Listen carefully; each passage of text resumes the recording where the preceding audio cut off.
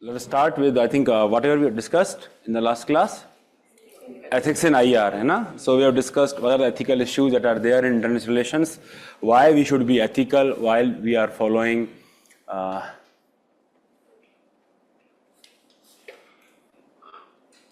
yes, so what is the question, Suhani?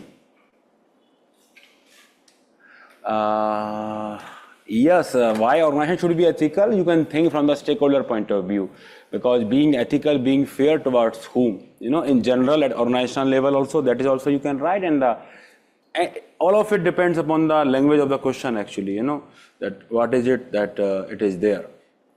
Okay, so now let us start with the topic, that is utilization of public fund. I know just our theory is pending. Let me just complete this topic first, and then, because just our theory actually is a part, sort of doctrinal double effect, and that I teach in the first class of case study. So I just thought that maybe I can teach you there. So it will depend upon the whatever time we have. If we are not able to cover it today, then we will cover it in the orientation session of case studies, because that particular doctrine requires a lot of illustrations. All that time, we can do that. So can you please explain how rules can go against laws? Because rules are made by executive, and if it suits them, they can go against laws, and that is where the courts will come in and they will make those rules unconstitutional because it has gone against the laws. So that is how it is. There have been various cases. You just Google it, you will find the courts have, they have ruled that these particular rules are against laws. Lot many cases are there. Okay, so next important topic is utilization of public fund. And when we are talking about public...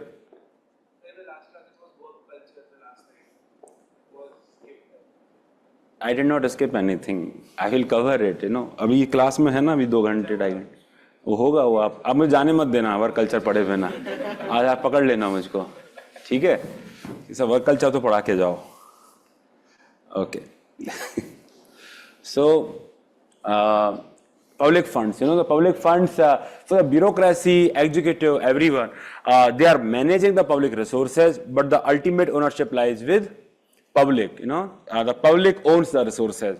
So executive is simply managing that on the behalf of public as trustee of their resources, on their behalf, on their trust, they are actually utilizing the public funds. But what usually happens, often we see there is underutilization and misutilization of public fund, that is the two terms that are there. So what do we understand by underutilization?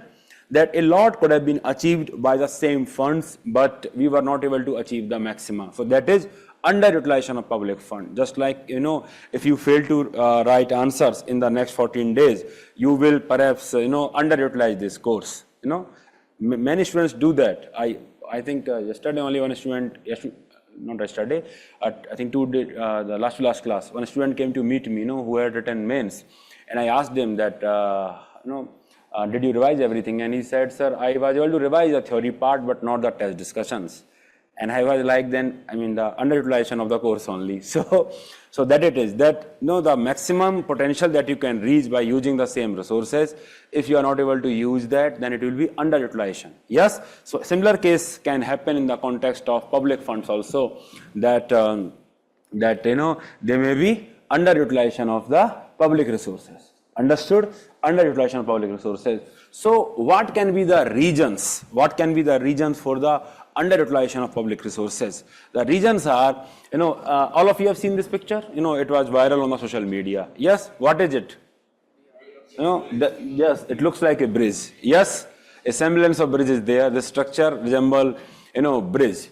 And this bridge, open field, nothing, absolutely nothing.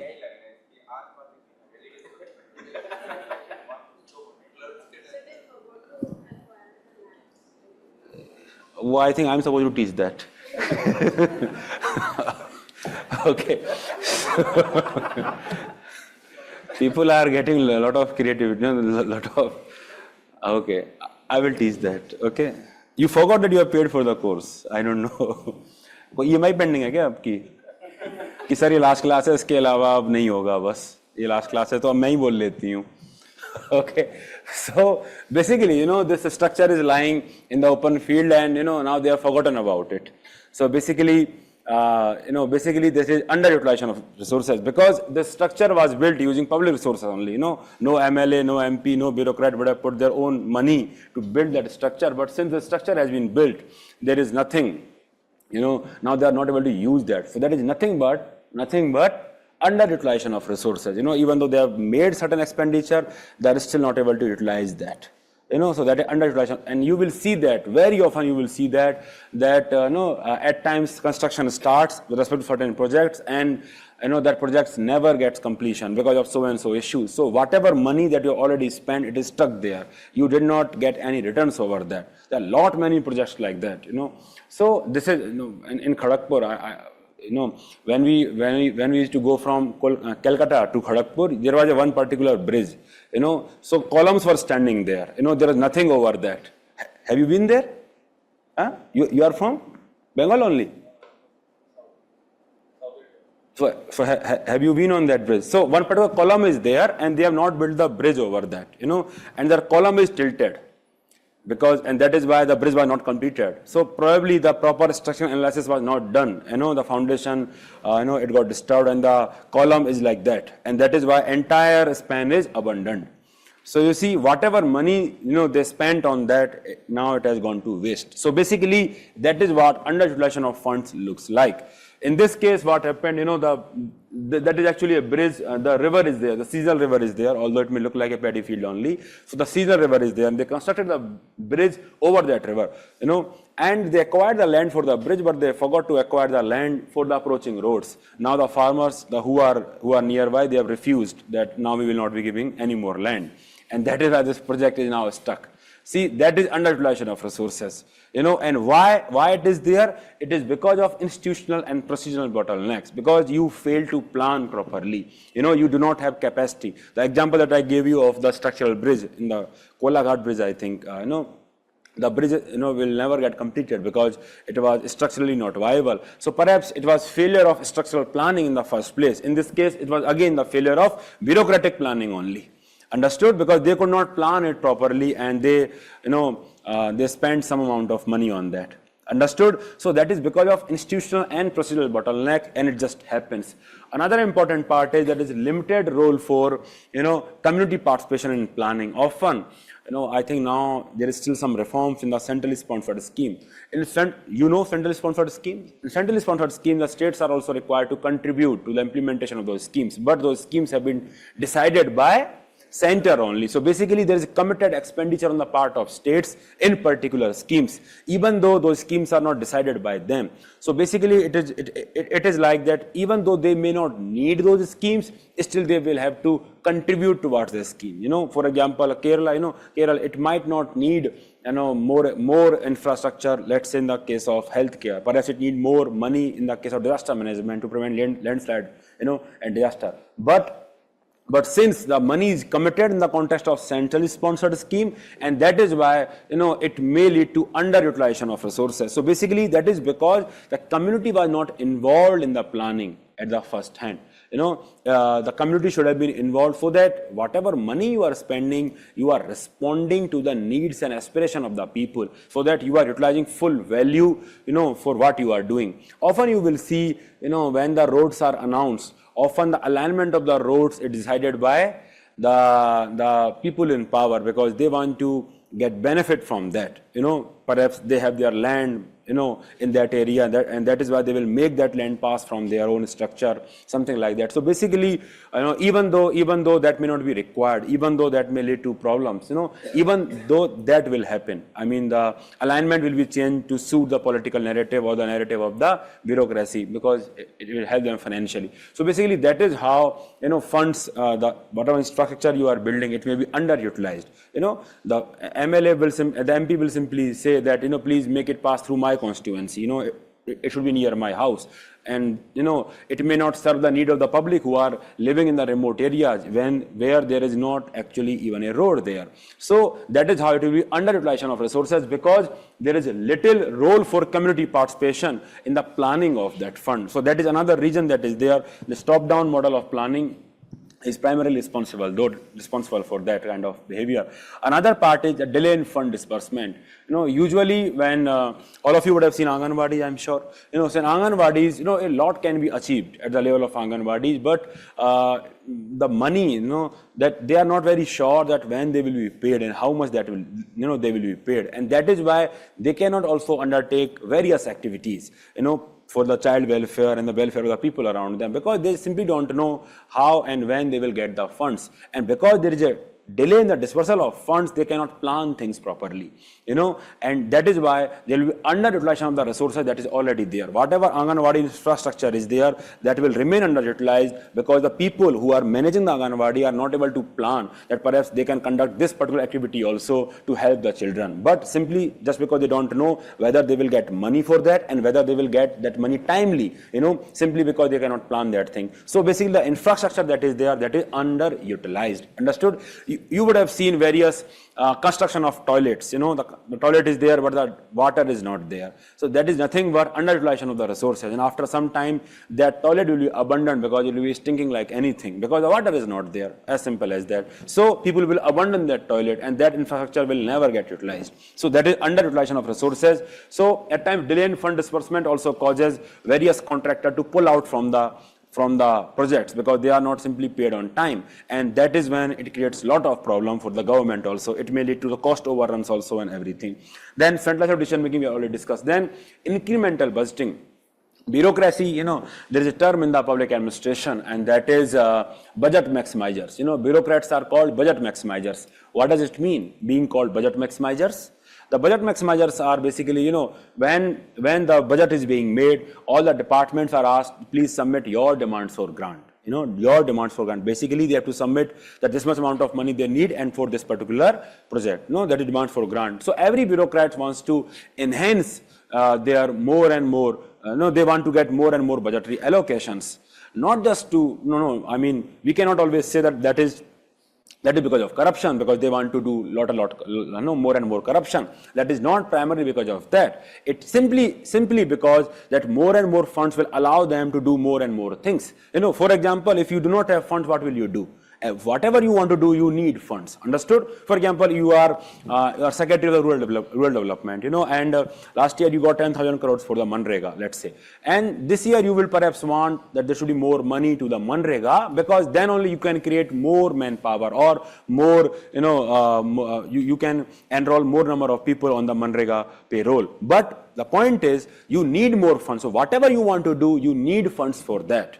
If the funds are not there, then what will you do? And that is why, the positions where you command a lot of funds, they are most lucrative positions in the context of government, because you can control so many things, because you are managing so many funds. So that is why every bureaucrat wants that there should be more and more funds allocated to him, not just for the purpose of corruption, but because simply he may want to do things more. He may want to plan things more. But for that also, he will need funds. So that is why the bureaucrats have a tendency, that they want to maximize, they want to maximize the funds allocation to their department. And because it is very clear, if you are departmental secretary and last time if you got 10,000 crore from Manrega, this year your expectation will be that this time at least I should get 12,000 or 15,000 crore of rupees. No one will say, no, we need 9,000 crores of rupees. So that is what is called incremental budgeting. Basically, every bureaucrat will submit little increment with respect to their demand of grant, and that collectively will lead to the inflation of the budget. Understood or not? So that is what incremental budgeting looks like, because bureaucrats are called budget maximizers. They want to increase budgetary allocations to them. Understood? And that actually leads to so many problems, because incremental budgeting, ultimately when you submit a demand of grant, you simply submit demand of grant because you want more funds. There is no proper plan that is associated with no raised demand of grant, because ultimately when you get more funds, let's say 15,000 crore of this year, then you should have a plan attached with the 15,000 crore that how will you utilize that fund. And at times you are not able to utilize that fund, and that creates problem. There are unspent funds, and basically the funds have been committed to you already. For example, the parliament grants that yes, you will get 15,000 crore rupees for Manrega, but simply because you do not have any plan to use that, the money will not be properly utilized. I mean, how many bungalows you will buy for yourself? Yes, ultimately you need to do something with that 5,000 crore of rupees. So basically the point is The point is that the money will remain unspent. So for one entire year, extra 5,000 crore of rupees were blocked for you. And that is why it was underutilization of resources, because you were not able to utilize the fund and the funds remain unspent. And if the funds remain unspent, then that is the bigger challenges that is there. And another part is that the bureaucrats, they don't want that there should be some unspent funds, with respect to their department, because if that is there, then how can they ask for the more money next year? The parliament will say, or the people will say, the finance minister will say, you could not spend even last year's allocation. Why are you asking more budgetary allocations? Understood? And that is why you see there is heavy rush of expenditure towards the last quarter, because bureaucrats just want to spend the money. And can you imagine what will be the quality of the expenditure if you are spending all the money at the last? Because you will not be able to do the proper due diligence of the project when you are announcing the projects. You are not able to do the risk analysis and everything, because you simply want to disperse the fund, because you don't want to keep unspent fund. Otherwise, you will not get the increased allocation next year. Understood or not? So because of all these reasons, there is underutilization of funds. The funds are not properly utilized. Understood? Incrementalism works for you also. I mean, in the context of civil services, I see that phenomenon happening.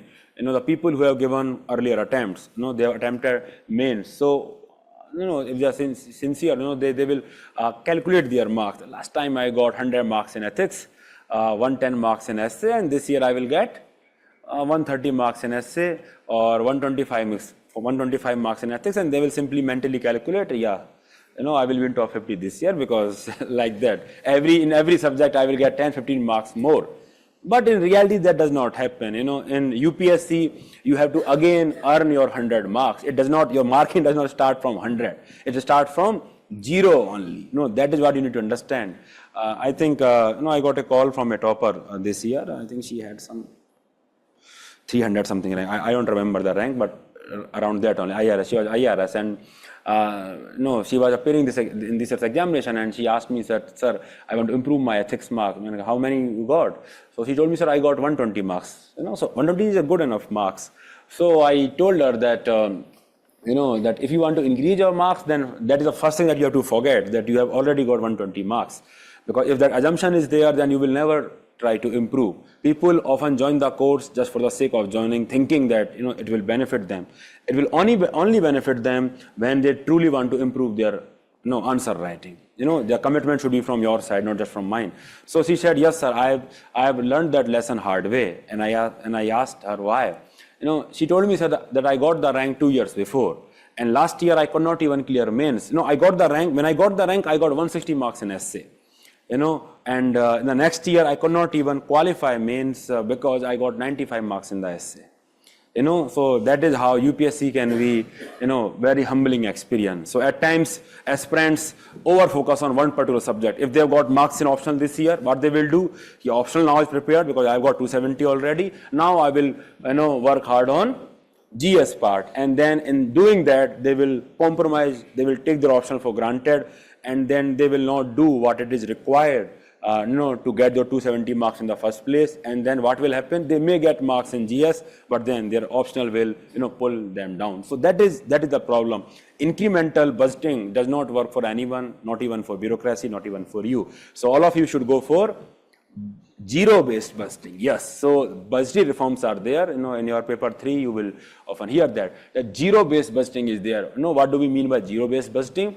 Zero-based budgeting basically means that you have to justify your budgetary allocation starts from 0 only. You have to justify the first 10,000 crores of rupees again, that why you should be allocated first 10,000, and then you have to justify that why you need more increment. Understood? So that is what zero-based budgeting is all about. And these are the reasons for underutilization of the resources. So we have seen underutilization of funds. Let us see, misutilization of funds also. Misutilization of fund. Basically, purposefully, intentionally, and we see that how funds are misused. And often the examples are corruption, bribery, embezzlement of the funds, nepotism and favoritism. All these are the great example that why and how public funds are misused. They are very simple. I mean, it is very clear that nepotism and favoritism will create that only. If suppose I'm giving you a tender and I'm giving that to my friend only, then of course, my friend will be misusing that fund only. He will be giving some part of that to me also, he will be keeping some part of that to himself also. So basically, it will be misused, it will be grossly misused. The public funds will be grossly misused. Then lack of transparency and accountability, it is also there. Now I'll give you the example.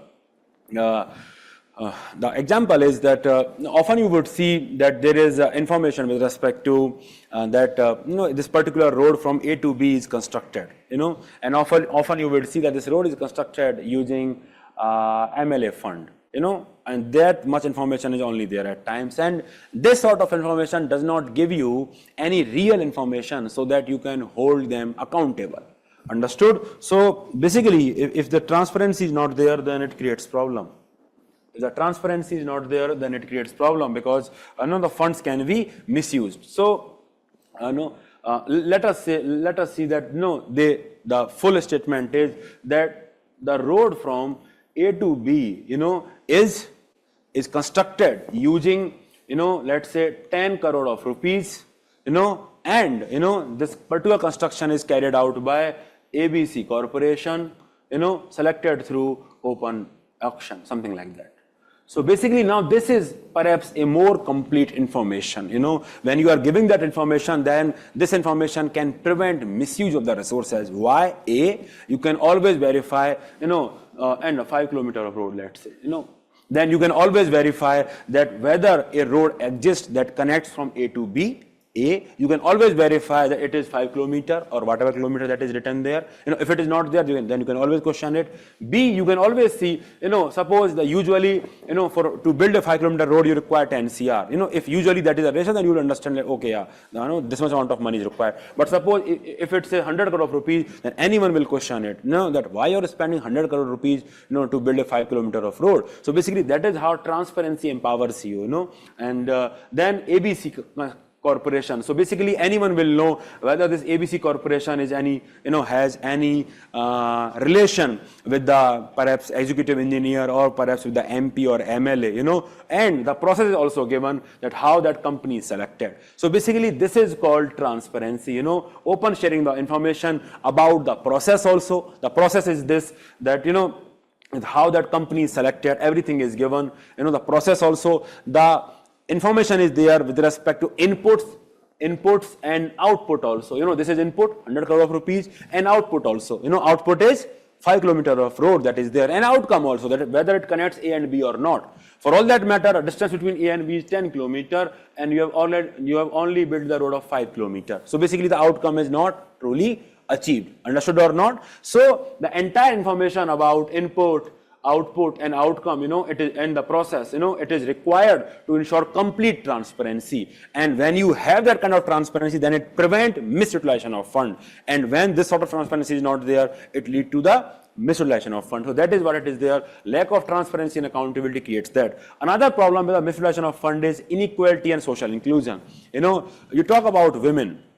Now, women are 50% of the population. Yes, more or less, they are 50% of the population. But do they really get 50% of the benefit of the public expenditure? They don't, they don't. Till very recently, you will not even see that there is a, female toilet, the toilet for females in the schools at the government level. You will not even see that. So can you imagine that you are building an entire infrastructure and it is not even inclusive towards women?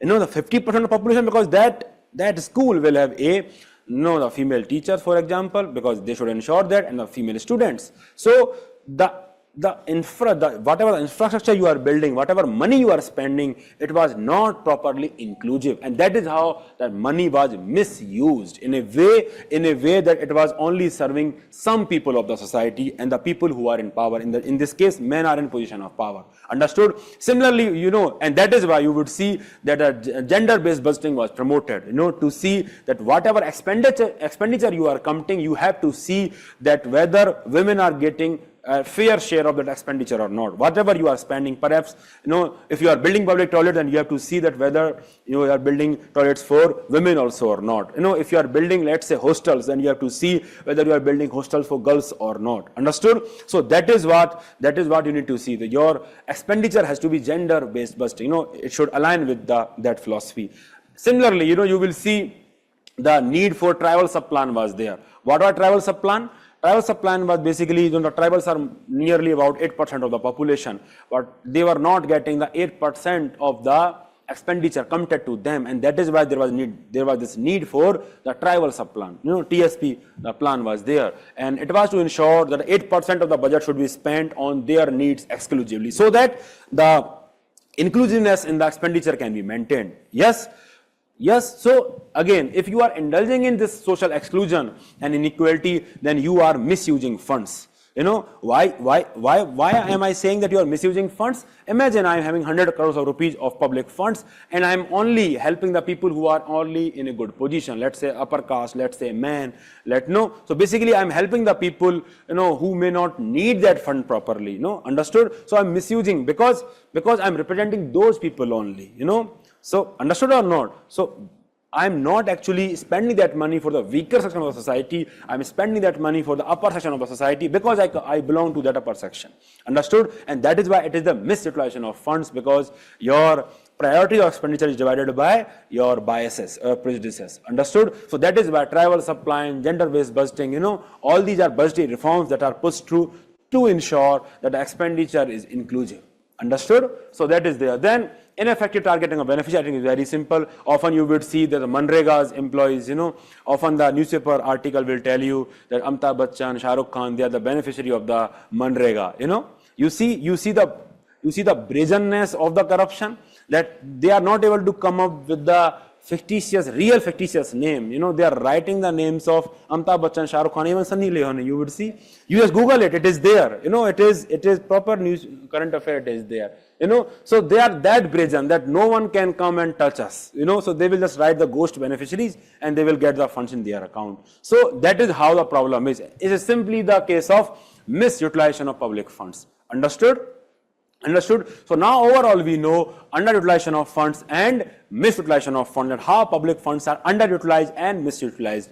In your section of answer writing, I will give you a question on that, and I will give you more case studies on that, more data on that. Understood? I think one slide was there. It is there or not? Yeah, I will discuss more on this in the answer writing for that section.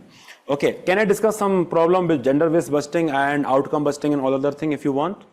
Yes, that is more of a part of your GS, but I think I can discuss that here. Okay, so the problem with gender-based busting and another tribal sub-plan and everything is that usually, the funds which are for general purposes, they are treated as if they are for in the case of gender-based busting, they are for women, and in the case of tribal sub-plan, they are for the tribal. So basically, that demarcation is not proper in actual reality. Even though entire, for example, I think one of the gender-based budgeting, the entire expenditure of the Panchayati Raj department was accrued that as if it is the gender-based.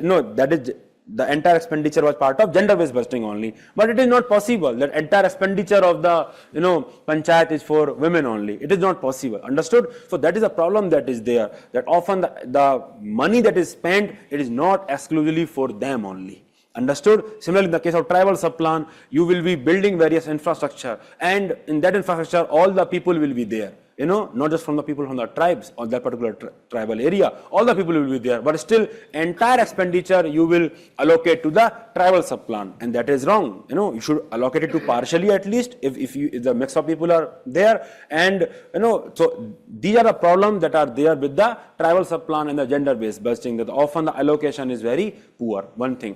Another reform is that outcome-based budgeting is there. You understand outcome-based budgeting? Yes, what is outcome? Outcome is basically the objective. If suppose we are allocating the resources, then the resources should be able to achieve the objective for which you are spending the money. In the case of Swachh Bharat Abhiyan, you are spending the money to ensure that there is cleanliness. So cleanliness should be there. That is your outcome. For that you want to build toilet, that is output. So basically for quite some time, the executive was held accountable for the output and not for the outcome. And that is why outcome-based budgeting was promoted, to ensure that the government is accountable for the outcome. Understood or not? So for example, if you have allocated, let's say, 100 crore of rupees for the Swachh Bharat Abhiyan, then it will be seen that whether open defecation has gone from that area or not, how much is the cleanliness in that area, and for that you should hold executive accountable. Understood? So that is what it is. Another problem is, another aspect of zero-based budgeting is that when you are allocating the, just a minute. Okay, that is a challenge actually. When you are allocating the resources, a single outcome, let us talk about nutrition. Let us talk about nutrition. Now this Poshan Abhiyan, if you are allocating, let's say, again, 100 crore of rupees, and you want to ensure the accountability of the Poshan Abhiyan, then what is it? Then you have to see that whether there is improvement on nutritional parameter with respect to hunger, calorie deficit, and everything. So those parameters should improve. That is the accountability with respect to outcome budgeting is all about. But the problem is that any outcome, let's talk about nutrition, it is actually the result of so many factors. It is the result of poverty, yes or no? It is the result of education also, yes, because if you are not having education or the awareness about the, let's say, micronutrient, then you will not be having nutrition with respect to micronutrients. Understood or not? The hidden hunger will be there. It is also the case of, let's say, societal barrier. You talk about patriarchy. Until and unless you curb that, you will have anemic women. If you have anemic women, then from the perspective of women also you will have malnutrition, and also the children who are born to such women, they will also have malnutrition. Understood or not? So that is the problem that is there, that the nutrition, sanitation, again, sanitation also impact on nutrition. If sanitation is poor, then you will see the absorption, the people will not be able to absorb the nutrient properly from what they are eating, because of hygiene factor and everything. So basically, if you are just judging Poshan Abhiyan, or let's say any program, and that success of that program is contingent upon all such factors, so basically it becomes very difficult to hold any program accountable for the outcome, because that outcome is impacted by so many things. And that is the problem with outcome budgeting. Understood? And another problem is that often it is very difficult to measure outcome. For example, how will you measure the outcome of foreign affairs, foreign policies? It is very difficult. How will you measure that?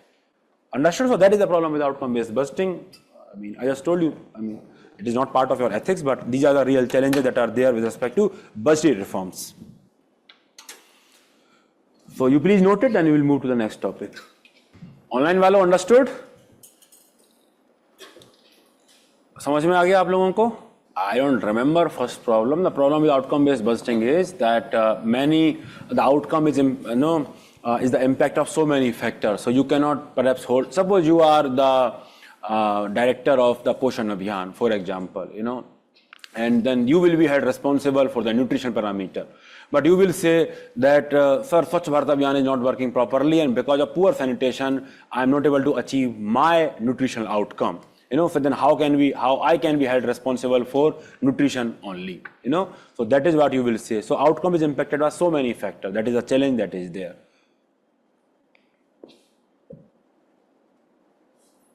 At times it is difficult to measure outcome. So outcome-based budgeting, zero-based budgeting, all these budgeting, or gender-based budgeting, all these zero-based budgeting, all these are reforms to ensure that public expenditure is properly accounted for. You are able to achieve the outcome. In paper 3, the budget reforms are there. Perhaps you would have gone through them. Yes, it is there.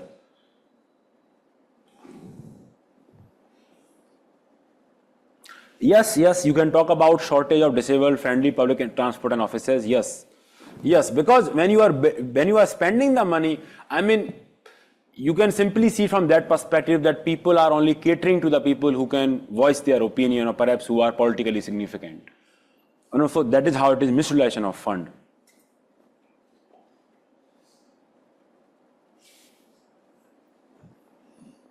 Misuse of the political freebies, that is again an example of misutilization of public funds only. freebie culture and everything.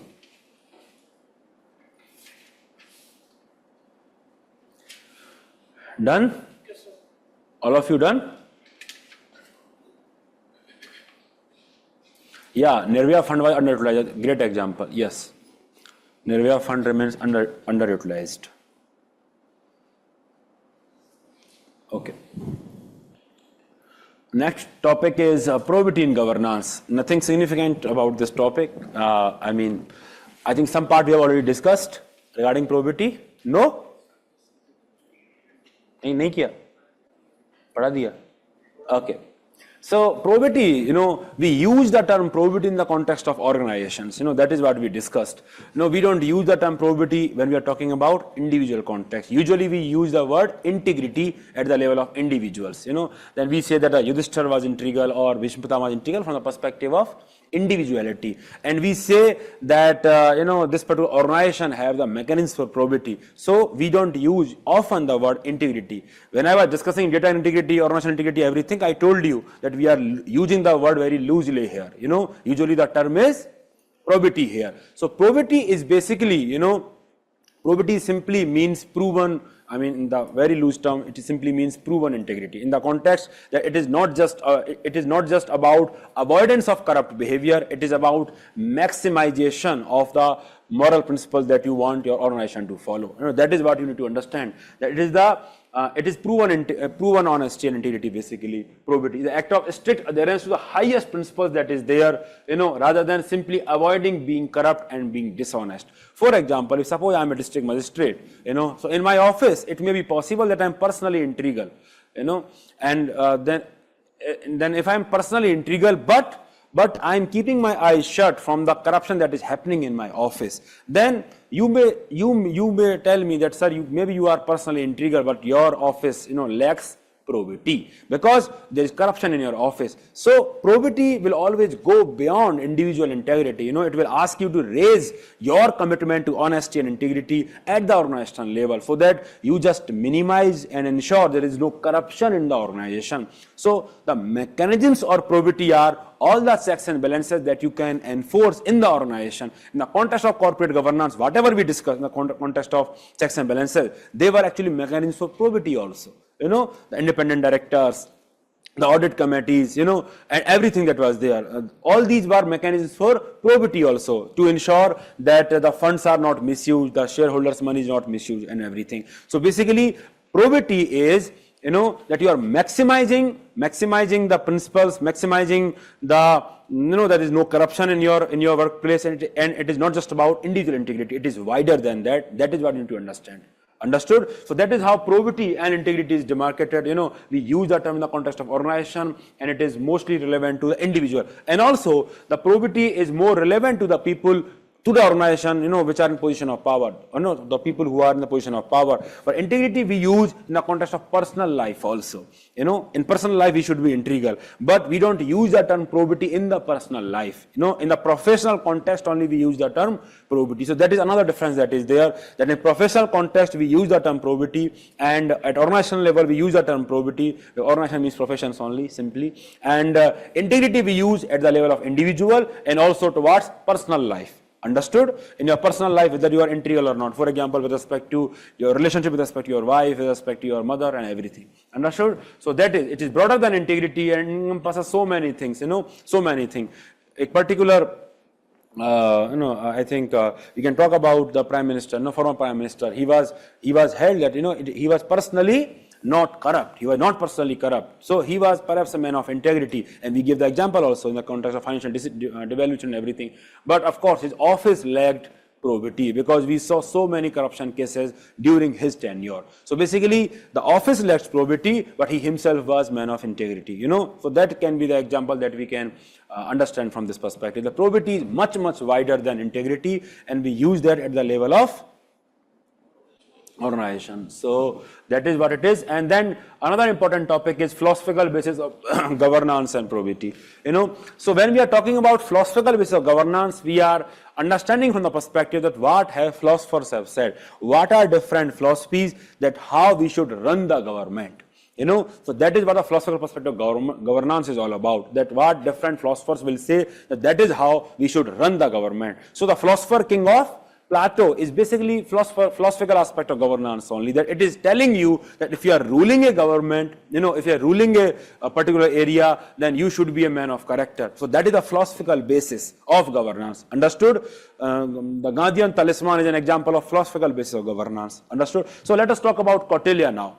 So Kautilya will say that in the happiness of his subject lies the king's happiness. So basically he is saying that whenever you are taking decision, you should always consider what will please your subject and not just you. So basically he is asking you to look beyond yourself and think from the perspective of the people whom you are serving or ruling. So that is nothing but selflessness. That is what he is asking, that your administration should be citizen-centric. Your administration should be, you should gear everything about your administration towards the people you are ruling. So that is the philosophical basis of Kautilya's governance, that whatever you are doing, you should do it to serve your people, because in their happiness, which pleases him, but treat as beneficial to him whatever pleases his subject. So whatever pleases his subject, that should please the king. So that is the philosophical basis of the Kautilya's governance, that is how we should run our country. Understood? Understood or not? And another thing is that he believes, since he was a realist, he believes in the practical aspect. So he believes that a corruption is unavoidable. Just like you cannot stop fish from drinking water, you cannot stop corruption in the organization. And that is why he recommended many checks and balances. He said that we should have a network of detectives, who should be suitably rewarded. The whistleblower should be suitably rewarded if they just report any corruption in the office. And and if any corruption is noticed, then the people should be punished so severely that it creates a lot of deterrent on other people. Understood? So that is what he is saying. Kautilya's Arthashastra, that is what he is saying. So that is the perspective of Kautilya with respect to governance. That is a philosophical basis of governance. Machiavelli we have already heard. What was his perspective? He was a realist in nature. That you should do the politics, just to maintain and increase your power. So that was his philosophical basis. Similarly, we have already discussed, social contract theory. So that is the philosophical basis, is that when you are running the government, in a way that you have to protect all other natural rights of the people, everything. Understood? The power that you have, it comes with certain responsibility. So philosophical basis of governance is basically the philosophical perspective with respect to how government we should run. Then the Mahatma Gandhi concept of Ram Rajya and Sarvodaya, it is another example of philosophical basis of governance from Gandhian perspective. Some part we have already discussed, that politics without principle, is a sin. So that is a philosophical basis only, that you should not do politics without principle, because that is a sin. Understood? So that is a philosophical basis only. Similarly, he talked about talisman, that whenever you are taking the decision, think of the person who is the most poor and most vulnerable. So basically, he is asking you that you should look at the person who is at the last mile. So that is how you should make decision when you are taking decision in your government. And he says that Ram Rajya envisages a society in which everything is there, and a true Ram Rajya would ensure equal rights to both prince and pauper. So basically, both for rich and poor people, equal rights will be there. So that is his definition of inclusiveness. And when he's saying that I don't mean Hindu Raj by Ram Rajya. For me, Ram and Rahim are same. I acknowledge no other God than the God of truth and righteousness. So basically, he is saying that truth and honesty should rule. It should be part of the governance when you are ruling the country. Understood? So that is the philosophical basis from Gandhi, and we already discussed Gandhiji, Sarvodaya, trusteeship, everything. That is part of his philosophy. So basically, that is the philosophical perspective from Gandhiji, that is how government should be. Government should be administered. Understood? Similarly, let us look at Ramayana. What we can learn from Ramayana in the context that how we should run our government. The example of Bharat, that when he was running the government for 14 years, he was running in the trustee of the Lord Ram, because he had to give that power back to him. He put those Charan Padukas there on the throne and everything. So basically that shows that whosoever has come to rule for the 5 years, he should understand that he is only there temporarily. The real power belongs to people of this country. They will put rulers, that these are the people who would rule us. So that is the philosophical perspective that we can learn from Ramayana. Another important part is non-interference in the internal affairs that is also we can learn in the context of both Kishkinda and Lanka. Lord Ram did not install, let's say, Lakshman. He could have made Lakshman the king, that you will be ruling the Kishkinda, you will be ruling the Lanka, but he installed Sugriv and Vibhishan respectively in both the places. So that is what we can learn, non-interference in the affair of other states. That is something that is very close to international ethics also, when we discussed non-aligned movement yesterday. Yes, similarly, diversity and inclusiveness. You talk about the Sena of Lord Ram. You will see all the Vanars, all the monkeys and everyone. So his army was inclusive. His army was inclusive of everyone. So that is what we can learn from diversity and inclusiveness. We can learn from him. Upholding promises. That is a theme of Ramayana. That Raghukul Reet Sada Chal Aai, Pran Jai Par Vachan Na Jai. So basically, people they can perhaps sacrifice their own life, but they will not budge away from fulfilling their promises. So that is what we can learn. And when politicians, when they are making the promises to the voters, when they are contesting the election in the form of electoral manifesto, then they should uphold those promises. So that is what they can also learn from Ramayana. So can you understand the philosophical basis of Ramayana, that we can learn so many things? Gurvan said, Russell, in the context of Sita ji, we are not going to do the merits and demerits of that, but the Lord Ram was so responsive to the grievances of the citizens that he even, took that harsh decision. So basically, that's how responsive he was. So we can learn the responsiveness, that, the government should be so responsive towards the grievances of the citizens which it is serving. So that is the philosophical basis of Ramayana, philosophical basis of governance that we can learn from Ramayana. Understood? Is this part understood or not? And all these things we have discussed, the John Locke social contract theory, because he also tells us something. Max Weber tells us something, that traditions and charisma should not be the basis of authority, should be law. It should be legal rational authority. When we are making the decision, we should base it on the law. Understood? So we should run the government as per law rather than as per whims and fancies, rather than as per emotion. So that is a philosophical perspective of governance from the perspective of Max Weber. Similarly, Montesquieu have recommended for separation of power, that we should not concentrate all the power in a single person. Understood? We should divide the power, because absolute power it corrupts absolutely. So that is a philosophical basis of governance. Understood? Understood. So now you can note it. Other aspect we already discussed, virtue ethics and everything. The aspect of John Rawls concept of justice, that is nothing but philosophical basis of governance only. That when you are making the policies, when you are making the law, you should make the law from wheel of ignorance. So much so that that you are not prejudiced when you are making the decision, that you are thinking rationally, you are free from your biases. So all those aspects are philosophical basis of governance only. Understood? There is nothing different that is there here. From where we should? From here only? Integrity will always be there. In the context of organization, integrity will always be there. Because integrity operates at individual level. So, why specific intellectual property, like positions of power?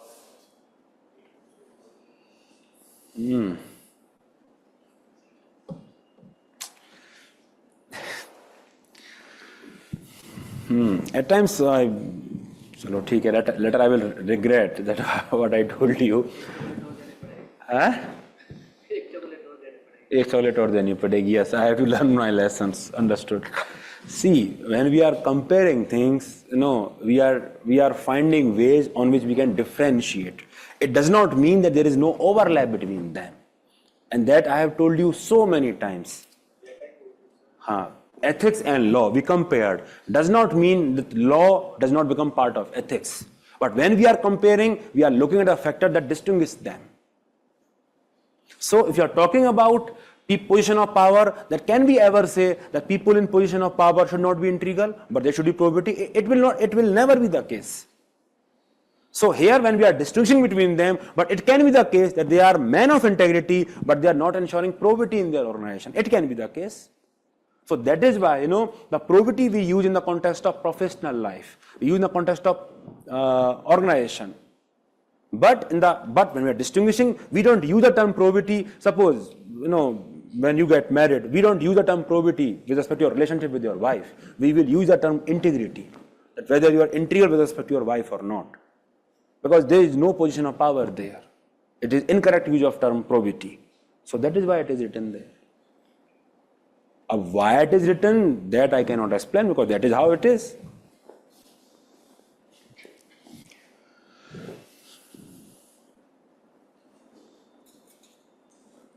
Understood, Dr. Saab?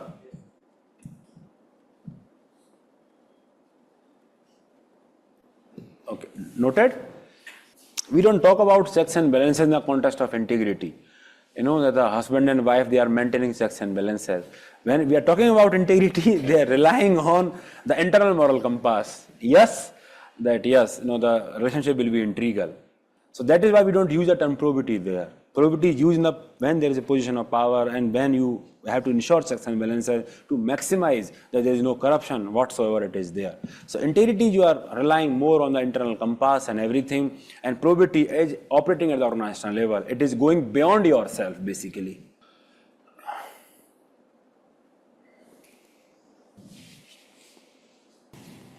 And yes, another thing, when you are answering the question, so the question comes, how would you enhance probity, everything, or probity and integrity. The UPSC may use them very interchangeably. That is what you need to understand.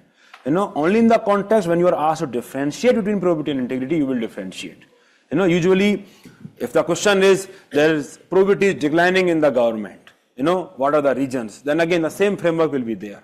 Historical, social, all the institutions that you have discussed, economic factor, political factor.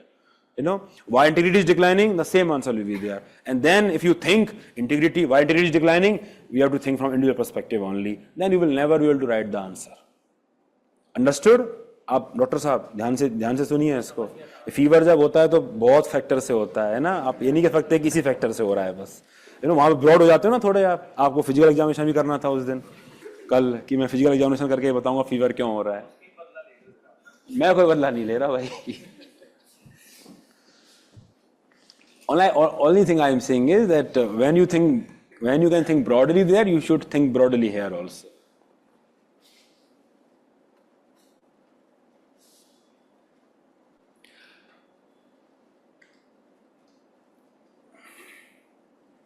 Which legitimacy bias, Khushi, what is the question? Where it is written? Legitimacy biases, where it is written?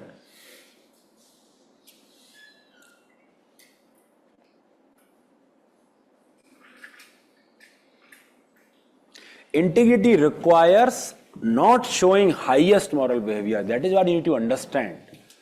I think someone asked me the question, I don't know whether there was genuine doubt or whether I was tested. Sir, can integrity be used? The only thing that is fundamentally good is goodwill. So, that person asked me, I don't remember, that, sir, please, I am just curious that please tell me about integrity, that whether it can be misused. No, I was talking about courage, I was talking about every other thing, that how they can be misused. A thief is also a courageous person, terrorist is also a courageous person, and these are not the fundamental goodness that is there. So the integrity, integrity is not the fundamentally good thing, because the people, I give you the example of honor killing. When they are doing the honor killing, they believe what they are doing is right. No one can tell them. So integrity is not about maximization of moral principle. No, it simply means that your actions, your thoughts are in alignment with each other. You are doing what you believe in consistently, even when no one is watching. So integrity is with respect to yourself that is operating. Understood? And that demand that ideally should have intellectual integrity, should question those beliefs and everything. Understood? So that is what it is. So maximization of principle usually comes from the fact of probity. At the organizational level, you are maximizing that in that context. Can we write integrity plus effective leadership can lead to probity at organizational level? Yes. Or the effective leadership is one of the component of probity, but it is not the entire component. You need other things also. We discuss work culture. The example you gave from Devanshu's lesson, that when Sitaji was brought back, the whole thing that was happening. Not brought back, when she was, yes.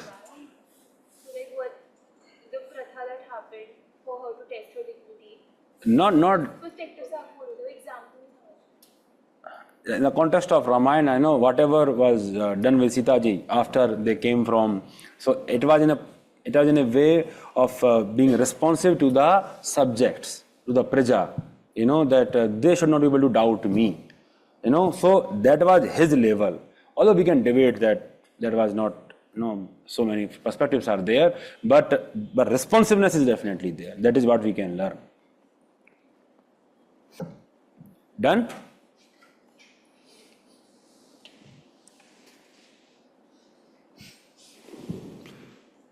Okay, so let us discuss accountability. You know, what do we mean by accountability? So, accountability, there's two terms that are there. One is accountability and another is responsibility. Yes, so I think let us learn the difference directly. Accountability versus responsibility. Now, two terms are there. So, accountability usually is with respect to you have been given a task, and after the task has been completed, you will be held accountable for that task. So accountability is from the perspective of the outcome, the final objective for which you are doing. And responsibility, usually, and accountability is usually, it is decided after the task has been completed, and it is decided by the people who are in position of power, because they can hold you accountable, because accountability means that you can be punished if you have not fulfilled that aspect. So it involves answerability, it involves responsiveness, it involves that you can be punished if you have not done the job, and etc. Another important aspect of accountability is that there's a responsibility. In responsibility, you can assume responsibility yourself. For example, in family, at times we assume responsibility on ourselves to clean the house. I mean, not boys, but girls. Usually that is what they do. They will just go there and they will assume it on themselves that, that we'll do it. Even when they are not asked to do that by their parents, they will just assume it, that a room is not looking good, and they will just clean it themselves. So that is responsibility. Responsibility can be divided. Suppose in playground, all of you are playing, and you will see that the playground is very dirty, and all the people who are playing there, they can simply divide that, let's make the ground, worthy of playing, and they will divide the responsibility among themselves. But accountability is usually singular, that you cannot divide the accountability. For example, a DM is held accountable for what is happening in the district, and he is held accountable because he was given the task that you should do that. Understood? Responsibility is something that you can decide. Responsibility you can assume yourself also, when accountability is usually assigned by someone. So that is the major difference that is there between responsibility and accountability, and usually the enforcement mechanisms are there in the context of accountability. Understood? So in this class we can have this shared responsibility, that is how we should behave and everything. But in accountability, it will be fixed on usually one particular individuals. So you cannot share the accountability. If you have done something wrong, then usually you should be punished. If 3 people have done wrong, then 3 people will be punished. Other 10 people cannot come and say, "Sir, thoda divide kar lenge." If suppose 1 year of jail is there, then just 3 months mere ho jayegi, 3 months inki ho jayegi. That is not the case. But responsibility can be divided. That if you have to clean the entire classroom, then yes, 10 people will clean this side, 10 people will clean this side, 10 people will clean this side. So we can divide the responsibility. But accountability usually is not divided, and it comes from someone else.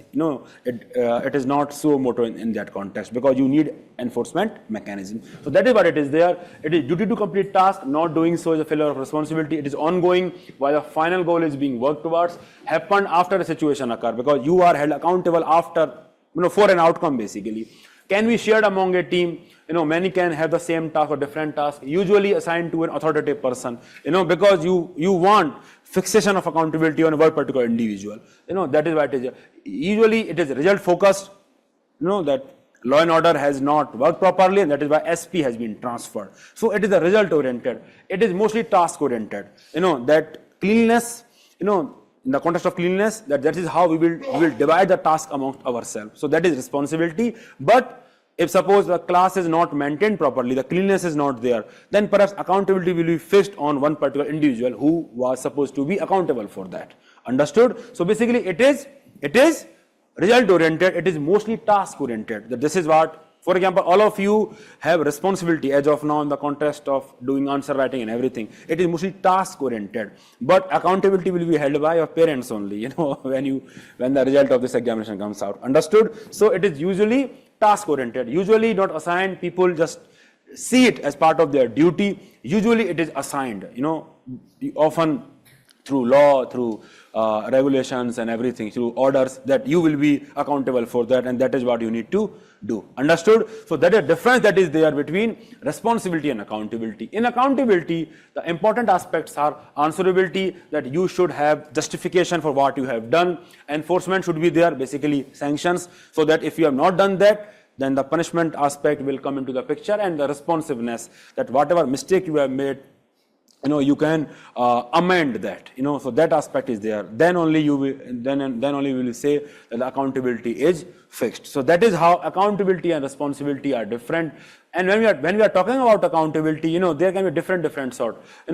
You can have legal accountability. Basically, if you are violating a law, then it will be called legal accountability. For example, Right to Information Act, various rights are there, Manrega rights are there. If suppose a person is approached and he is not given 100 days of work, then his right is violated. So basically, the concerned authority will be held legally accountable. PIOs will be held legally accountable if they give frivolous information or wrong information to the applicant. So there is legal accountability because the source of that is legal aspect. Then there can be public accountability. Basically, it is the wider accountability towards the public. Usually, the voters exercise that accountability. When they change their government through election. Gram Sabha can also have that accountability, because Gram Sabha is the entire public only, mostly the voters. Mostly they are there, so they can hold Gram Panchayat accountable. So that is public accountability. Administrative accountability is with respect to hierarchical accountability. Basically, within the organization, suppose the SDM is accountable to DM is accountable to the Commissioner Sahab, Commissioner accountable to Chief Secretary. So basically, that hierarchical accountability is called administrative accountability, because in administrative accountability you are held accountable through hierarchy, through orders, through supervision, through again rules, regulations. Then political accountability is with respect to politicians and with respect to different. For example, in coalition politics, that is there, one party, it can hold other party accountable. Opposition is holding the ruling party accountable. So that is a form of political accountability. Fiscal accountability, as the name says, the budget is an example of fiscal accountability, that whatever money you are spending, it is done through the parliamentary approval only. So basically, that is a fiscal accountability. Before you ask me, all these things can overlap. For example, fiscal accountability through budget is an example of legal accountability also, because no money can be withdrawn except by appropriation made by law. So it is legal accountability also, political accountability also, because people will be holding you accountable, public accountability also, because if the budget is not in their favor, then they can vote out you from the next election that is there. In fiscal accountability also, so everything can align. And administrative accountability also, because the budget demand of grant, on everything what we have done will be scrutinized by CAG and the Public Account Committee. So basically, the officers will also be held accountable. So in budget, every accountability is there. Understood? So all of these things can combine also, and you can use that term in a very specific context also. That is my, public accountability, administrative accountability, and everything. Understood? So that is what different sort of accountability is all about. Done? So you please note it now. All these topics are very small topics. Done? Done. This is done? Accountability done? All of you understood accountability and responsibility? Yes? As of now, you have more responsibility, because this is an ongoing task. You cannot be held accountable for this year's result, because it has to be, the outcome has to be there. It will take at least 1.5 years for the accountability. But you can be held responsible for what you are doing, because it is mostly task oriented. Did you do the homework? Did you write the mini test, for example? Did you do the revision? So for that, you are responsible. It is mostly task oriented. But did you qualify the examination? That is mostly result oriented. And that accountability comes after you have, completed the exam cycle. Understood? And accountability, you don't assign to yourself. Someone else will do that with you. Maybe your parents and, maybe your girlfriend also, for that matter. Yes, responsibility is mostly, you assign it to yourself, autonomous only, yes. Accountability comes, the difference is that only. Enforcement is the real difference. And because of the enforcement only, everything changes. You cannot have enforcement without sanctions. So sanctions are an important part of accountability. You cannot have sanctions until something has been finished. No one can hold you accountable at this point of now, because you have not yet attempted the examination. Yes, so you will be held accountable after the examination. So that is why end result is necessary. So all that part comes from that only. Understood? Answer and amendment of what you should do. That part of accountability. Yes.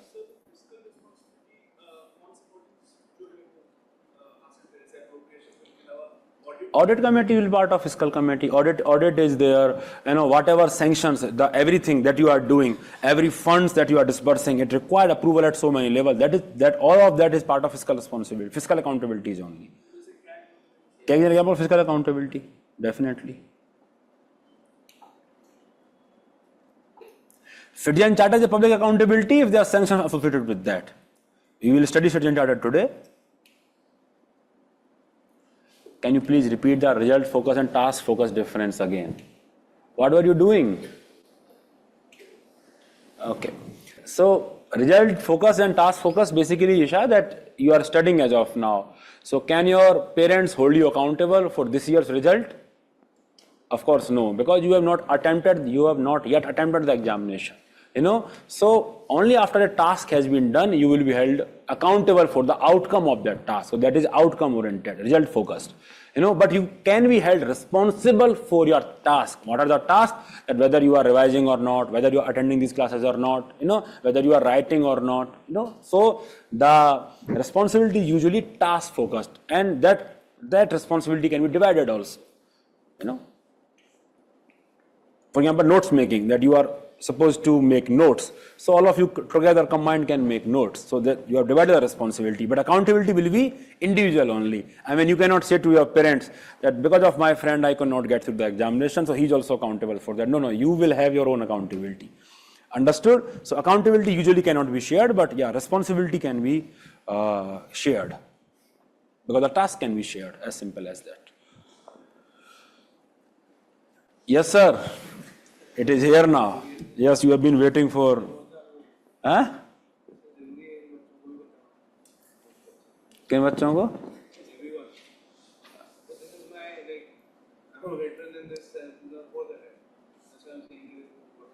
हाँ तो पढ़ाऊंगा ना भाई. Usually there are two very contradicting arguments made with respect to accountability in bureaucracy. One is that there is very high discretion in bureaucracy, hence the accountability is actually very low. And another argument which we read in Public versus Private was that because of over-regulation, the accountability is very high, hence there is policy paralysis. I think this question was asked by someone. Who asked this question? The same question was asked. That, sir, why are you saying that accountability is more in government? We often see that nothing happened to the people. So who asked that question? Were you present in that class? So we have discussed that. But sir, हम कहाँ याद रखेंगे? ठीक है, तो बता देते हैं. See, when we discuss that in bureaucracy, accountability is more because laws, rules, and regulations are more. Just as bureaucrats have this attitude of show me the man, I will show you the rule. You understand this? Basically, understand this or not? So basically, the same thing is applicable to them also. If CAG sit in front of them, then the CAG can always find out that which law they have violated. If judges sit in front of them, then they can always find out which law they have violated. So many rules and regulations are there. And because of that, ideally they should be held accountable for that. But in practice, they are not held accountable. So the corruption, lot of corruption is there in government. You agree with that? So that corruption is because of failure of accountability mechanism. If those mechanisms actually work properly, then the corruption will not be there. So when we say that, the public organizations, the laws are more, the application of rules and regulations are more, because of that they are not able to take decision and everything. We say that from the theoretical context, that because of that they are not able to do so and so. And because of that, the use of accountability is very, very, they are held accountable because of the fear of CAG is there, CBC is there, and that is real also for honest people. Because they fear everything, and that is why they are not able to take decision. But in actuality, what is happening? They are not fearing anyone because they are not implemented properly. Understood? Understood? So the first differentiation was that a public organization exists for public service, and the private organization exists for profit making. But Can we truly say that every person who is working in government is truly working for public service? Can we say that? So that doubt should come from there also. For all that matter, many of you are joining the civil services for your own personal reason, not for public service. So that table is more theoretical basically. Understood? Yeah, he's telling on 7th November class I discussed this. See? Okay. It's okay. See, I think there is a lot of lapse of concentration on your part, because the nature of doubts tells me that. And I will tell you one thing. One thing is, the illustration is that when I went to Kota, in my first physics class, have I discussed this? No? So in my first physics class, our teacher, N.K. Neelkamal Sethia sir was there, In the very first class, he discussed a concept that when we travel in train, the objects which are far from the train, or the bus, they move very slow. But the objects that are near to us, they move very fast, So he discussed this question and he told us it is because of difference in, the frame of reference that is there, the rotational velocity is there, difference is there. V is equal to omega r basically. So r is increases and that is how omega decreases. So in the very first class he discussed that, and after that he never discussed that concept because it did not come in discussion. And the same question came in the IIT JEE paper. Same question, I think for 5 marks in the form of statement 1 and statement 2 and whether statement 2 is correct explanation of statement 1 or not. So this question is more difficult than the other sort of question because here you are always confused between statement A and the option A and option B. What is option A and option B? Yes, both statements are right, but whether the second statement is correct explanation of first statement or not. So this question is much difficult because if the statement is wrong, then the C and D are option. C and D is the answer. But if both statements are right, then this question becomes very difficult because you have to be very conceptually clear on that. So this question came from that. And when this came, so we were able to do that because somehow I was able to remember that question. So that is what I am telling you. When you are here, when I am discussing things, I am telling you lot of my discussion is very impromptu. I will just simply discuss it. As of, I told you outcome busting, gender-based busting. It may be the case in another batch, I may not discuss that because the discussion never came from that perspective. So that is why all of you must be attentive. I discussed Bharatiya Nyaya Sanhita, so many times in my class that how the difference from penalty towards the complete justice is actually can change a lot of things. And the same question came, but I never discussed in the context of notes, or I did not give that question, or neither in PPT. So those who were able to recall the things because I was discussing that, they were able to write a very good answer. So that is what I will request you, that you should be attentive when you are here. All of you are paid for these classes, yes? Yes, when I am teaching you, although you are sitting for 2.5 hours, there is many hours that I've already spent on this class. So you are actually getting the benefit of those many hours. So if you are just missing on any part of that, and those many hours that perhaps that will require from your end if you have to, study from that perspective. So you should be attentive. That is what I will say. So let us talk about work culture. It is a very, very important topic. And something we have already discussed about work culture. Yes, something we have already discussed about work culture. And that is? Not this. So the important, regarding definition of work culture, something we have already discussed. Shared values. Yes, very nice. So work culture is always about shared values, shared values, shared attitude, shared beliefs, shared traditions of the organization. It is about the collective belief, that what organization collectively is believing. It is never about individual belief. That I already discussed. Understood? For example, when you go to government organization, usually you don't see customer centricness as part of their behavior, that they are existing to serve us. You don't see. They view it very differently. That they are here as a ruler and you are here as their subject. That is how their attitude is. So that is the shared attitude usually we see in the work culture of the government organization. Understood or not? On the other hand, in the context of private organization, we often we see that the centricness, customer centricness is there. Understood? So that difference is there. So basically, shared culture mean what everyone in that organization is feeling about their work. And that will create lot of difference. That will create lot of difference in terms of quality of services that you are offering. Understood? Understood or not? So that is what work culture is. It is a collective set of beliefs. Beliefs mean that what all these people are believing.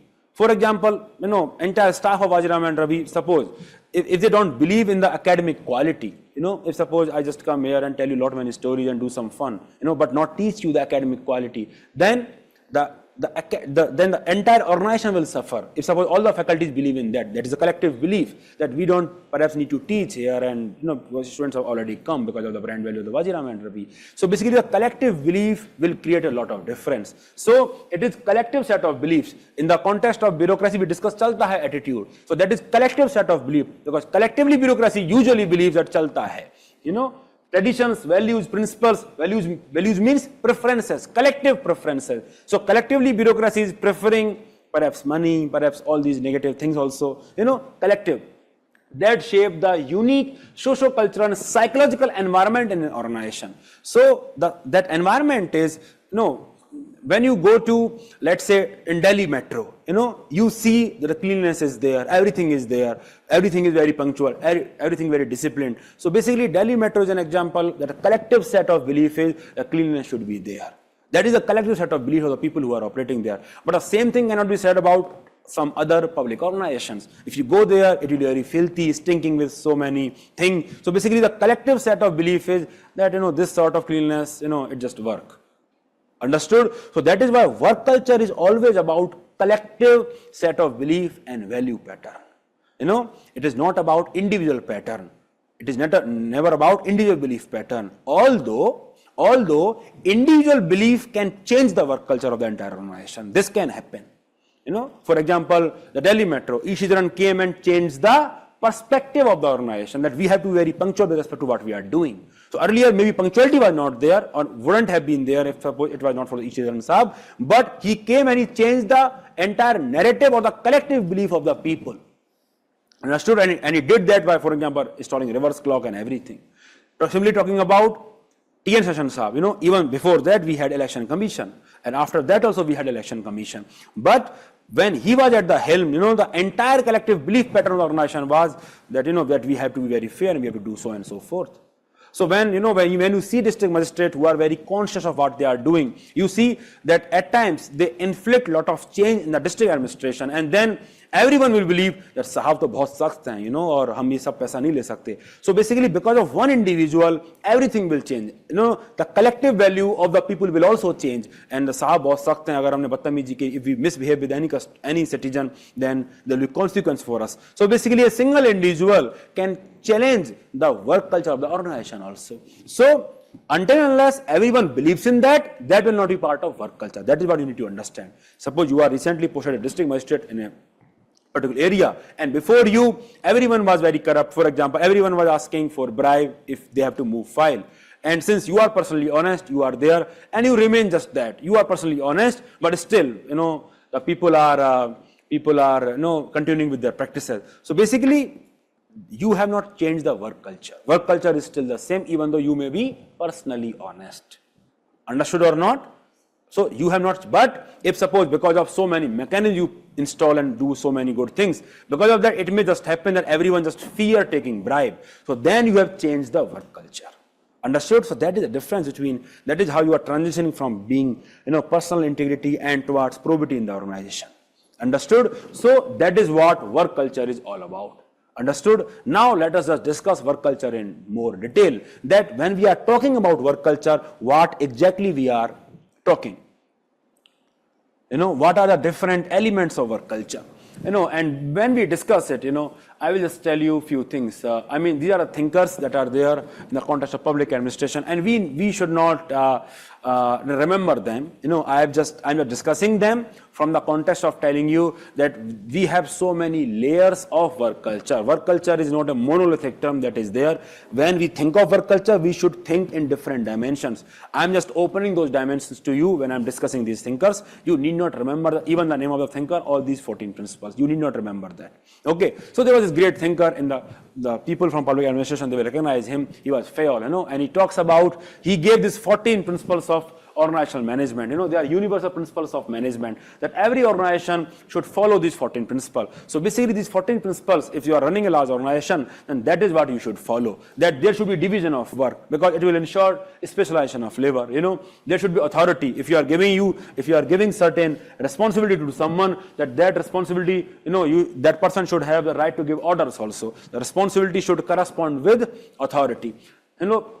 The discipline should be there. The unity of command should be there. Unity of command basically means that when someone is operating, he's taking command from only one individual. He's not taking command from so many people. For example, if suppose you are a patwari, and you are a patwari and you are taking command from Tehsildar also because he's superior than you, and you are getting calls from, let's say, SDM also, from DM also, let's say from MLA, so from MP also. So basically it is not about unity of command. You are getting command from so many people and that will create a lot of problem.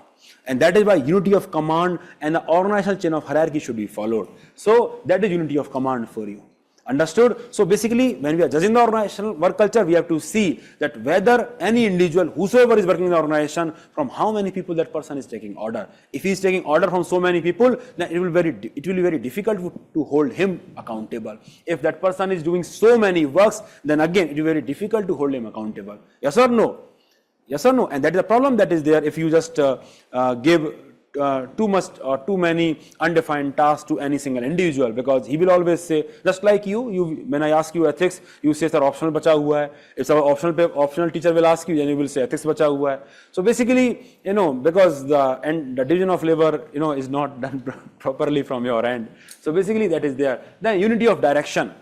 The entire organization should believe, whosoever is working in the organization, they should work towards one single purpose, one single objective. That is the objective of organization. Organization simply means that entire organization has one common objective and everyone should work towards that. But certain people may have certain different ideas. If you are a government employee, you may have, we have become government employee to take more dowry. Some people will believe that we have become government employee because, now we are Sarkari Damad and security is there.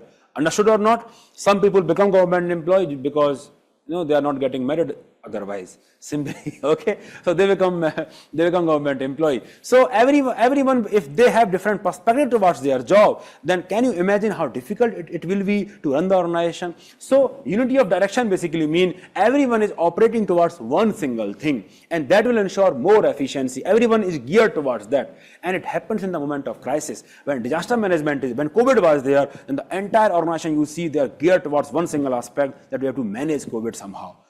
When you conduct election, and that is the beauty of our administration, you see, in various such aspects, you will truly see what they can achieve. The conduction of election is not a small exercise, I am telling you. But when the elections are conducted, you see the bureaucracy. I mean, I'm sure the efficiency would be at the highest, when they are working across the years. Because when you are conducting elections, they do not even get time to sleep also at times.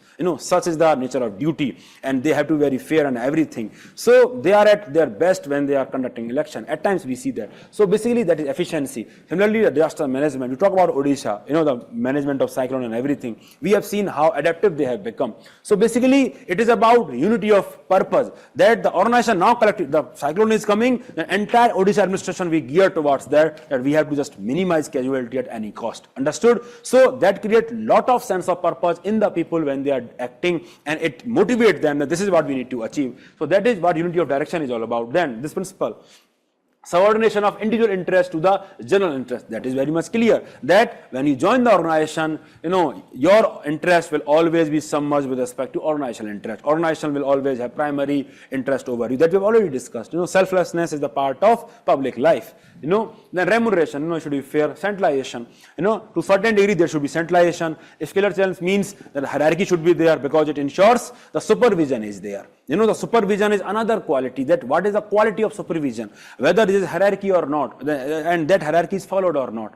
Understood? So in military and in army and police, when you see them, the hierarchy and discipline is very, very important. I think we have discussed that. That is one of the core value or the principle of the organization, that you cannot say no to the order, because a force simply means that they truly have force because they have guns with them. So they are very powerful. So a force which is not disciplined is of no use. Can you imagine a military commander who is there and the people, the soldiers are not following him? Then what will be the utility of that force? They will simply, they will simply be ineffective in what they are doing, because the unity of command, hierarchy, everything, it has to be part of the discipline. It has to be part of the organization, the work culture. They should believe in that we will discuss later whether that order was genuine or not. For now, we have to simply execute the order.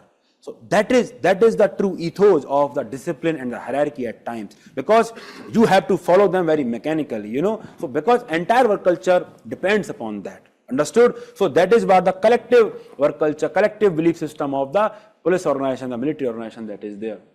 I will give you an example here, I think I should not name, but one particular DCP was there, of Noida. He was my student. So I had some work to do in one of the police thana.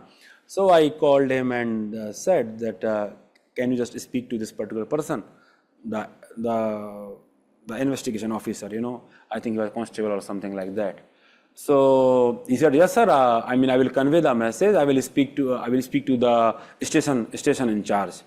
So because I cannot speak directly to the constable, because he was DCP, and you see in this. So he was very much clear that if he speaks directly to the constable, then he will be violating the authority of the station in charge. He cannot speak directly. He has to speak through proper channel, at least at some level.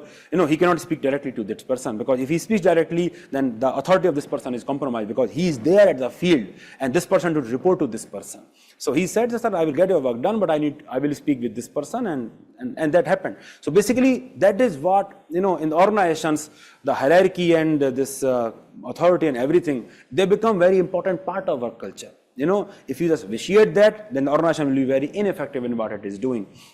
Then equity, the people should be, treated very fairly. It should not be mechanical equality.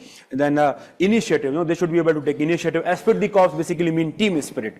When you are working in an environment, you should have team spirit. You should collectively believe that all of you are playing as a team only. So basically these 14 principles tells us that when we are looking at an organization, we should think from the perspective that how seriously hierarchy is followed, how seriously centralization is followed, how seriously, whether the organization is in discipline or not, whether there is esprit de corps or not, whether there is team spirit or not in the entire organization, whether there is division of work or not, whether they are following unity of command or not, whether there is unity of purpose or not. So basically these are the parameters on which we will be evaluating the organization. Because when I'm telling you that work culture is nothing but shared beliefs about what?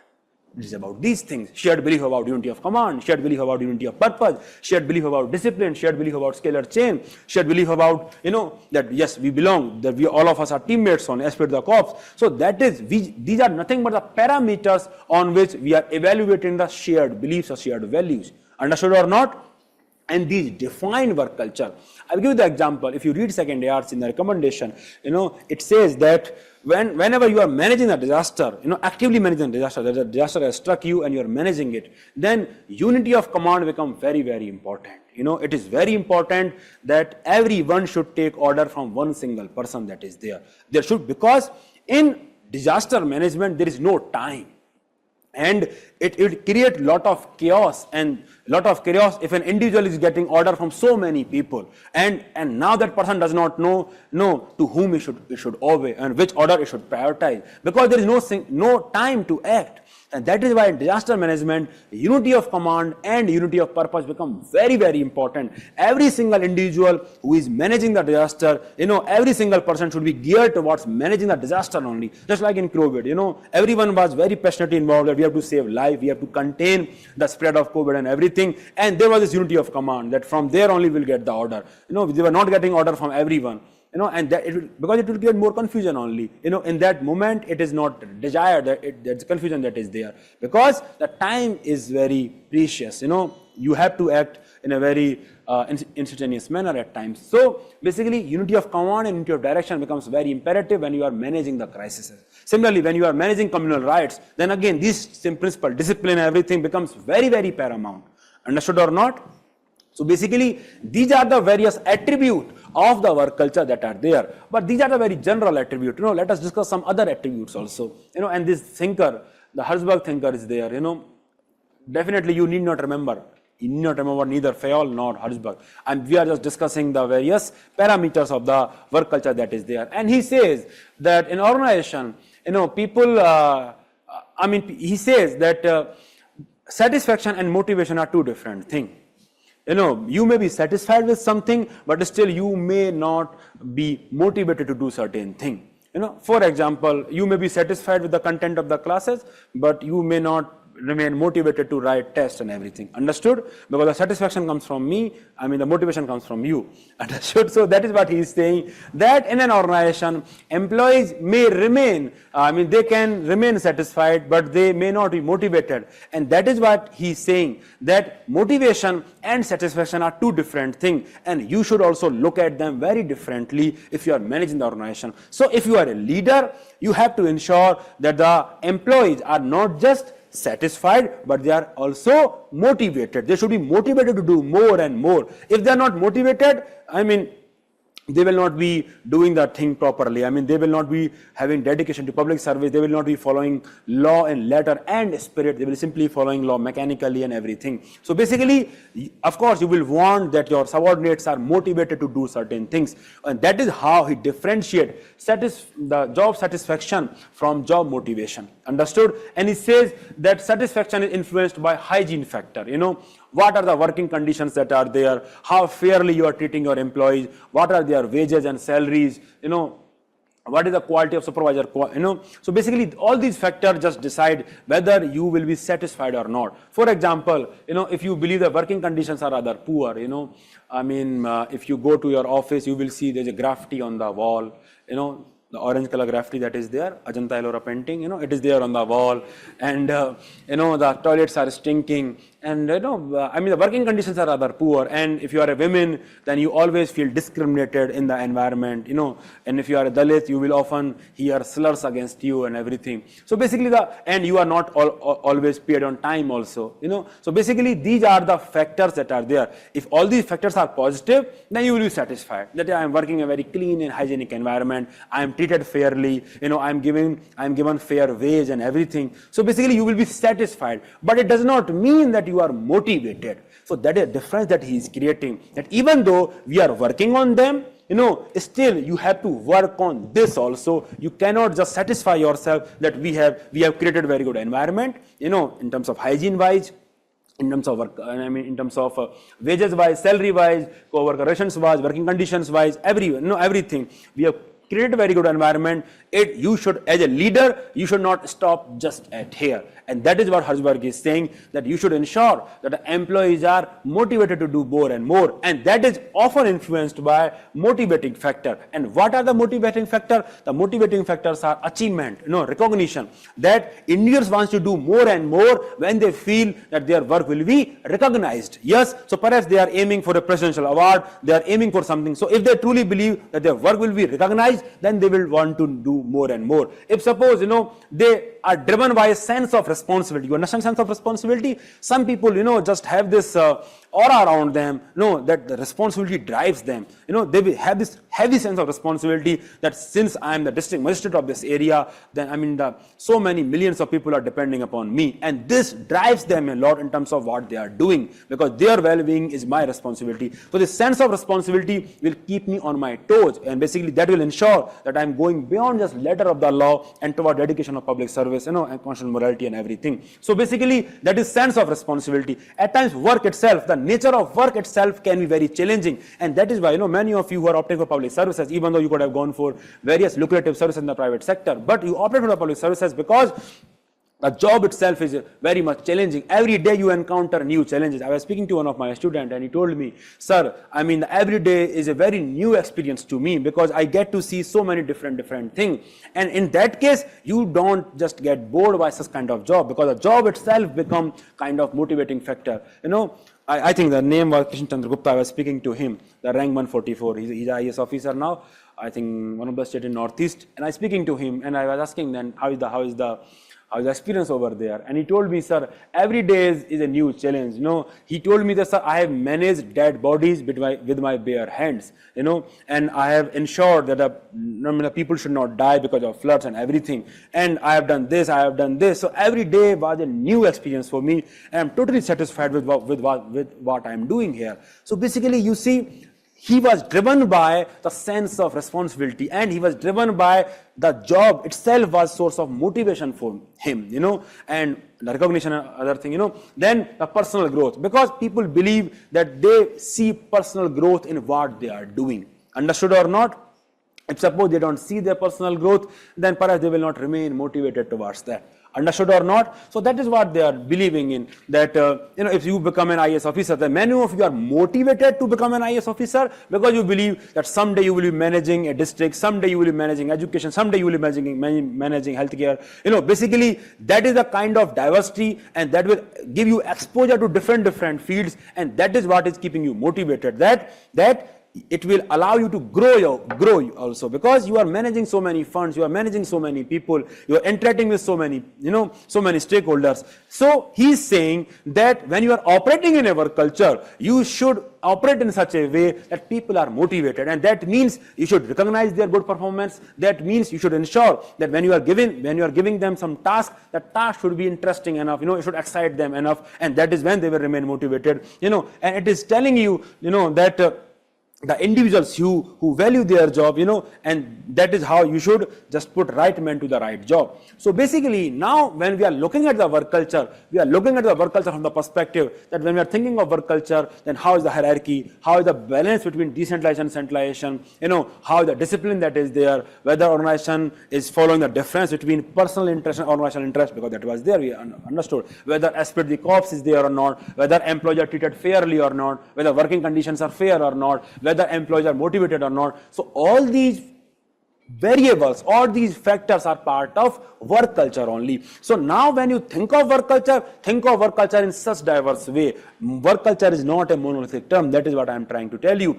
And the people in private sector, people who are working in private sector, they are often satisfied with their job because all these factors are usually good. The working condition, the hygiene factors are there. The pay is very good. The boss is, the boss of subject jaise hote hain, but yeah, the boss is not entirely unfair, So basically, the hygiene factors are good, but it may be the case that they are not motivated to do something, and that is when they decide that, they should just resign from the private sector and they will join public sector and prepare for the civil services, because this is what they will get from the civil services: recognition, personal growth, dowry, marriage, everything will come easy, if they just qualify civil services. The point I'm making is that even though, you are satisfied, still you look for the motivators. You will resign from the private job and you will go towards the public job, even though in public job, you may remain dissatisfied because the work environment, how it is, your bosses are politicians, how they operate, the ways, the lesser say, the lesser we say, the better it is. So basically we understand that even though we will be compromising on hygiene factor, but still we will remain motivated. So basically these two factors explain that how satisfaction and motivation are two different things. In private sector, people usually are satisfied but not motivated, and public sector, usually, again I'm telling you, usually the people may be dissatisfied but then they are motivated. That is what we can say about some people. So that is how we need to understand about work culture. So overall, if I can just say that what are the different elements of the work culture, I would say that motivation is one important aspect that we should look at. That employees should remain motivated in terms of what they are doing, and the motivation comes from both extrinsic factor and intrinsic factor. Extrinsic factor that you already discussed, the wages, supervision, quality, how your boss is treating you, how the working conditions that are there. Internal factor is the intrinsic motivation that is there. Understood? Understood or not? Intrinsic motivation is when you go home and you study yourself. External is when your girlfriend tells you that, if you don't get married, if you don't qualify this examination, then there's no future for us. So that is extrinsic motivation basically. So motivation is one important element of work culture. That how How is the shared belief pattern that is there? Then job satisfaction and productivity. Whether organization collectively is productive or not. Usually we see the private organization are far more efficient and productive as compared to government organization, because in government organization you have a lot of time. So productivity is there. Then communication. When we are talking about communication, we are talking from the perspective of not just communication. We are not just talking from the perspective of top to bottom communication. We are talking that there should be bottom to up communication as well. Basically, there should be participation of the people in the work culture and the policy making. Understood? So that we are talking about. And also we are talking about lateral communication. That is the aspect, the cause, the people, the colleague. They should be able to discuss things among themselves. So if the communication is very opaque, when it is not there, or when it is only in the form of top to bottom communication, then it becomes problematic. Understood? Then how is the teamwork, whether the empowerment of the people, encouragement or not. Then yes, customer relations, very important part. That what do the people in the organization think with respect to customer, whether they take them granted, whether they truly want to serve them, what is their perspective towards the customer. That again will define the work culture. Then hierarchy, what the organization think of hierarchy, how it is able to, boyfriend can also say, okay. Usually I have not seen that, but yeah, I will believe you. Okay, so hierarchy. So hierarchy is there. Then how you are balancing between centralization and decentralization, and that become part of the work culture. Whether organization is able to balance between hierarchy or centralization versus decentralization. Inclusiveness. How inclusive organization is basically whether it is not discriminating against women, whether it is not discriminating against Dalits and weaker section of the society or not. So all these things are a part of work culture only. So that is what you need to understand, leadership, trust, everything. Then on these parameters, we will evaluate the work culture for organization. And when talking about organization, of course, there will be work culture for private organization, there will be work culture for public organization as well. Understood? And if I just ask you that we have already discussed the work culture issues that are there in the context of public organization, private organization, then I will be wrong. No? No? Yes, we have discussed that. Yes. So whatever we have discussed, the problems in the context of bureaucracy, they were problem of government work culture. Whatever we discuss in the context of private organization, unfair practices, monopolistic tendency, and discrimination, sexual harassment, everything. So, the wage gap that is there, that was part of private sector work culture. Understood? Yeah, negative thing, positive things also. Understood? So work culture is there. And these are some facts with respect to government work culture. That is a legacy of colonialism and bureaucracy when we talk about that. So what is the study that is saying that it found that India's civil services among the most bureaucratic in the world, with over 60% of the process requiring multiple approvals and signature. So basically it is telling you about SBI experience, that if you go there, then multiple experiences are required. So that is, you just feel like that, bhai, mera account mat open, mat de mujhe loan, I will go to some other organization. Understood? So basically that is what you feel, that it is too bureaucratic. So many approvals are required. Understood?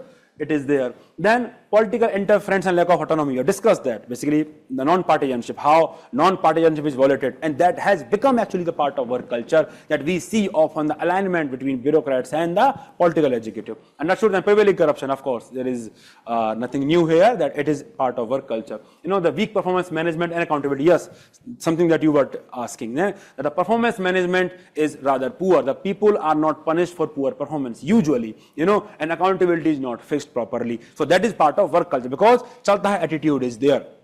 Inefficient hiring and promotion practices, work-life balance and stress that is there, that you have seen, low pay, and yes, that you will agree. Yes, and lack of transparency and open communication, because in bureaucracy usually you are very hierarchic.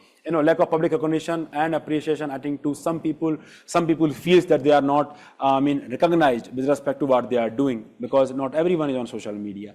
Yes, so their work is not properly recognized. Yes, so many. When we are talking about work culture of the public services, remember we are talking about public servants. So government teachers are also public servant, government doctors are also public servant. So any individual who is working really hard, a government teacher. So I'm very sure, the chances are that he may not be recognized to that extent. So from that perspective we are talking about, not just IAS officers, they are not the only breed of public servant. See, so then the technology, yes, it is there, that in bureaucracy and the public servant usually we see the resistance to change. If you talk about reforms, they will feel like what you are doing. If you talk about technology, the resistance is there. I think we have discussed that. So that is usually the work culture, of the of the Indian bureaucracy. Or something else we have discussed, red tapeism, lack of coordination, everything we have discussed, So that is part of that. Now, let us discuss a very good case study of work culture. Remember, whenever we are discussing the answers, whenever we are writing the answers from the work culture, we should always, give some good case studies. So let us discuss about case study of work culture. And the Google's work culture is flexible. The people are encouraged to work actually flexibly. So that is there. And collaboration is actually key. They coach each other in this Google to Googler program that is there. It promotes team spirit. Another thing is that they will have micro kitchens, at different floors, and that micro kitchen will allow people to gather and cook together and something. And they say that it allow them to save some time, because if people go out and eat outside, then it will be lot. And instead, if they just work together and cook something together, then it will create more bonding in that team. And that is what they do. And they also have some, they also allow their employees that they can bring their family member to their offices, and they have this great philosophy. When I read about it, I was just amazed. And they say this, that they will allow the family member of the employee to visit their office, because they believe that the employee should feel that the organization is an extended part of family, and that is where the family member should visit. Can you imagine the kind of philosophy that is there? So it's a rather good philosophy, because that is what they believe in, that the organization is an extended family, and that is why the family members can come and visit the organization.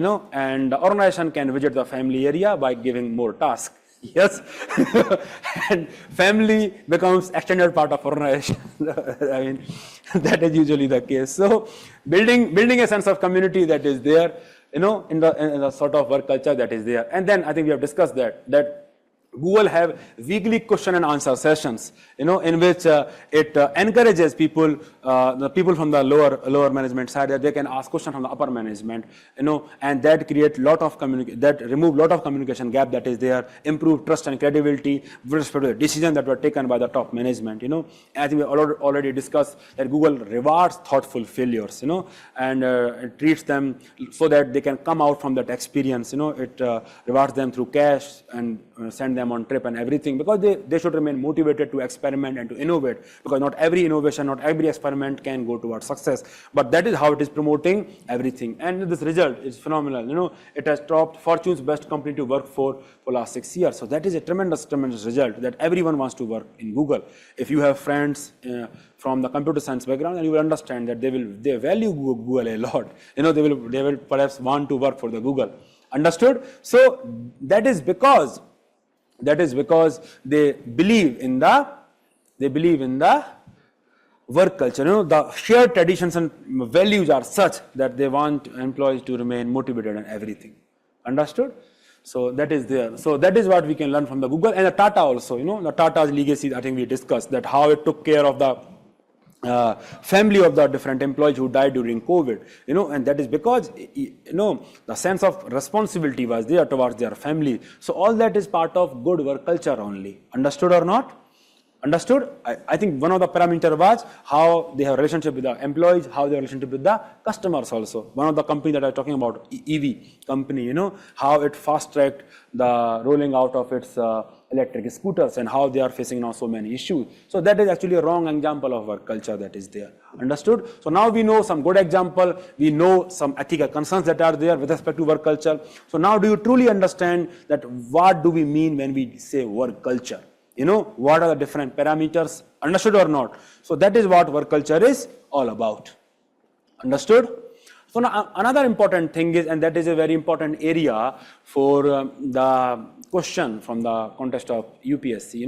Suppose it can give you a case study that suppose you are a recent joinee in the district administration. You recently become district magistrate, and you have just joined on your first day, and you reach the office at 9:30 a.m. just to realize that you are the first person who have reached the office. And then you see all the graffiti and a lot of painting. It is very colorful. The walls are very colorful. Because people are also very colorful there.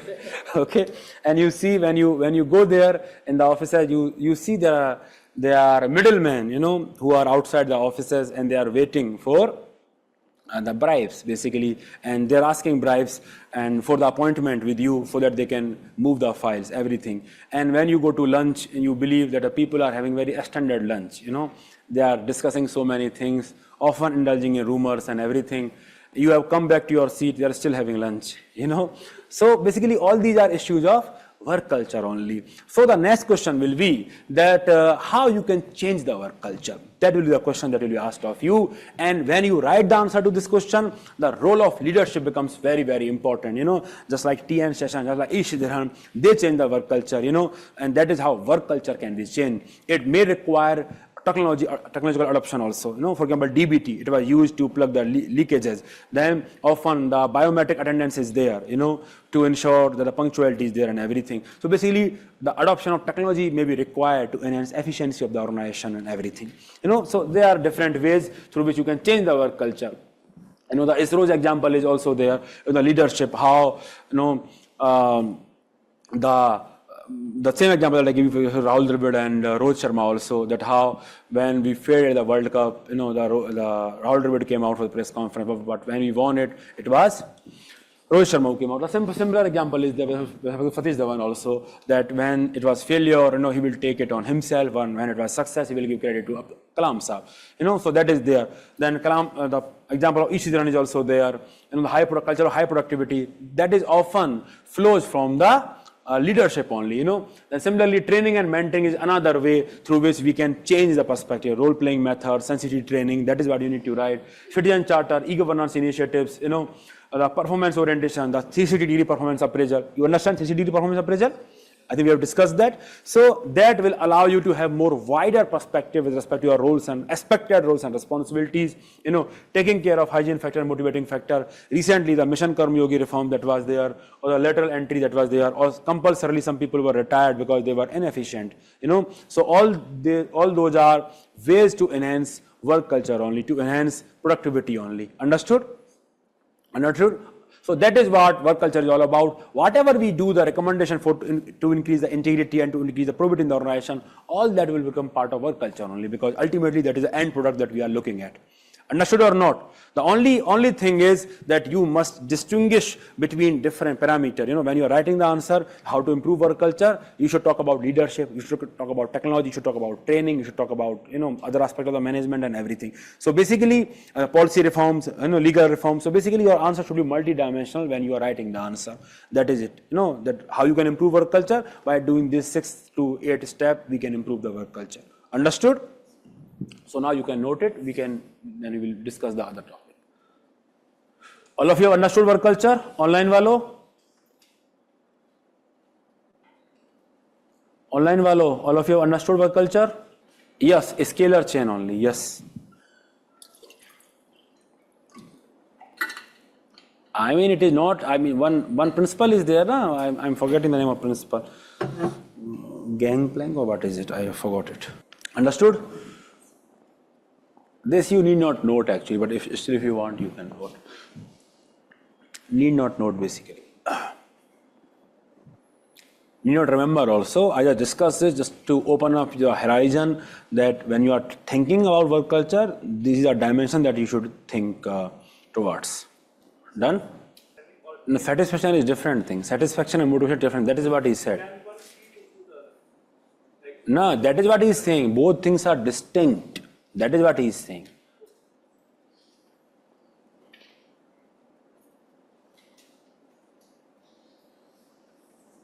Done?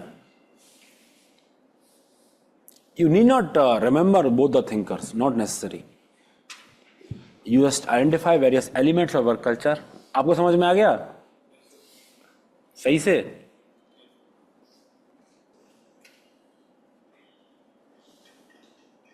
Done? Very nice.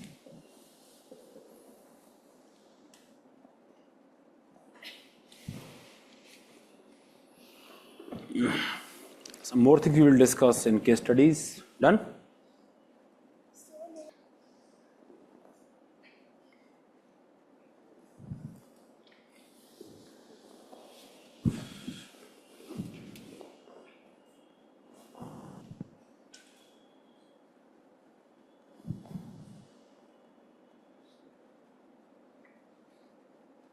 Yes, the recorded has video will be provided for the mini test discussion. Why there is doubt? Validity, I think it is till December last week.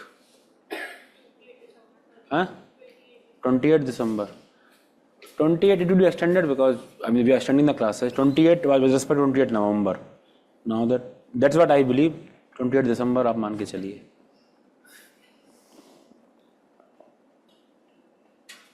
Okay. We have 3 important topics and we need to finish them. Okay, so I think I will just, I have to increase my pace now, okay.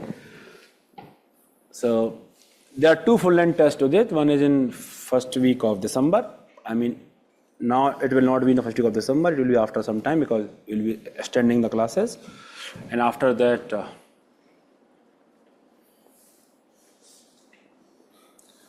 through portal only, what is the doubt? Okay, so the next important topic is the code of conduct and code of ethics. And if I just tell you, you know a lot of it already. But let us just discuss what is the difference between code of conduct and code of ethics. So code of conduct is that it is the guidelines towards do's and don'ts. This is what you should do and this is what you should not do. So they are more specific guidelines towards the behavior, that what is the desired behavior and what is not the desired behavior. So they are more specific guidelines. And code of ethics is definitely about the broad ethical principles, that this is what you should follow and this is what you should not follow. As of now, there is no code of ethics for the bureaucracy because UPSC asked you to frame so, in this year's examination. But code of ethics and code of conduct are different from each other from the perspective that one is more specific, that is code of conduct, and one is more general in nature. So that is a difference that is there between code of ethics and code of conduct, that the code of ethics is general principles, just like we should strive for liberty, equality, fraternity, something like that. And here they are more specific guidelines. The scope is definitely wide. Code of ethics, the scope will be always wide, because if I give you a principle that we should apply rule of law in the context of organization, then the application of that rule of law is very wide. Understood? Code of ethics is that. It is a broader principle that we are supposed to follow. Just like non-community recommendation, selflessness, integrity, objectivity, we can apply those recommendations in different contexts. The scope is always wide, but when you are talking about code of conduct, it is always very narrow. For example, code of conduct rule says that you cannot criticize government, and you cannot join any political party, something like that. So basically the point is that since it is very specific about do's and don'ts, it is mostly narrow in nature, it is mostly wide in nature, and if you talk about the length, the length of then what do you think? The code of ethics will be lengthy, code of conduct will be lengthy? Code of conduct will be lengthy because that's why writing a single line, you are covering many aspects. So code of ethics will be very narrow, not narrow, the lengthwise it will be very less, just like our preamble. Our preamble, how long our preamble is? It is very short, but our Constitution is very long because it is more elaborate code of conduct that is there. That is how you should conduct, the election. Election it is not there, but parliament, it is very elaborate procedure that is there. That is how speaker, that is how disqualification and everything. So the point is that the length is comparatively longer. Usually it focuses on values and principle, and usually it focuses on rules. Yes, it is there. Understood? So that is the difference there between code of ethics and code of conduct. And the code of conduct, the purpose of code of conduct is that it clarifies organizational goals. That this is what you are here for, that is your mission, that is your vision, and then it links them with the standard of profession. Whatever standard of profession you are having. For example, I will just give you an example. The code of conduct example, that one of the principle is that, for example, that you cannot join any political party, something like that. So the core objective is that you are here to do public service as bureaucrat, so the non-partisanship is required. So it is just linking that broad principle to the real day-to-day application in your life. Understood? Then you should subordinate a personal interest to the organizational interest. That principle usually is there. So code of conduct will say that you cannot take perhaps a gift more than a particular value. So it is more specific application. Understood? So it is linking a broad principle towards your day-to-day life decision making or conduct. So that is the purpose of code of conduct, because people may say that we did not understand what to do in such circumstances. So code of conduct just make that very specific and binding on you, that this is what you should do and this is what you should not do. Understood? So that is what code of conduct does to you. So let us just look at some of the examples of code of conduct. That no member of the service, this is actual code of conduct rules that are there, no member of the services shall use his position or influence directly or indirectly to secure employment for any member of his family with any private undertaking or NGO. Understood? So the point is, see, it is very specifically clear. So the code of ethics is very broad, that you should not mingle your professional and public life, for personal interest when you are dealing in the context of bureaucracy. But specifically, you will say, sir, how would I know? How would I know that what should I do or not? You will try to take the example of that. But code of conduct will tell you, see, we told you very clearly that you will not help your unemployed brother seek employment, just by using your influence. Understood? So code of conduct is very, very specific, so that you cannot just hide here and there. It is very specific. This is what you should not do. This is very broad. Courtesy and good behavior with the public, that is what you are expected to do. Of course, in real life, no adverse criticism of the government. One case was there, one funny case was there. A particular bureaucrat criticized government and alleged corruption in the government in his personal chat, and he was suspended for that, because big boss can read anything. so no adverse criticism. I will tell you one thing. I think I will just teach you peacefully. We can extend the class. That is important. Code of conduct. So now we know that it is very, very specific, that they should not make any statement that is capable of embarrassing the relation with the foreign states. So they are very specific do's and don'ts, that is there. So that is how code of conduct is different from code of ethics. That does not exist as of now, that they are more specific do's and don'ts, that this is what you should do, this is what you should not do. Understood? Not indulging in social evils like dowry. Of course, it is violated like anything, but yes, it is there. Code of conduct, it is there. Not being under the influence of intoxicating drugs during the course of your duty. So it is part of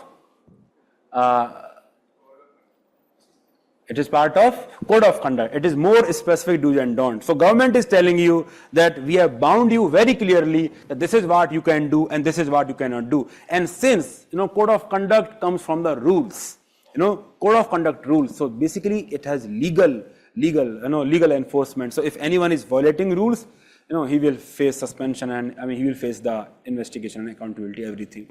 So that is what it is there. The code of conduct is basically that it is more, more specific. But then the question is that if code of conduct is there, then why we require code of ethics? And I think you already know the answer to that question. Yes? What is the answer to that question? We have already discussed that, and very great length we have discussed that.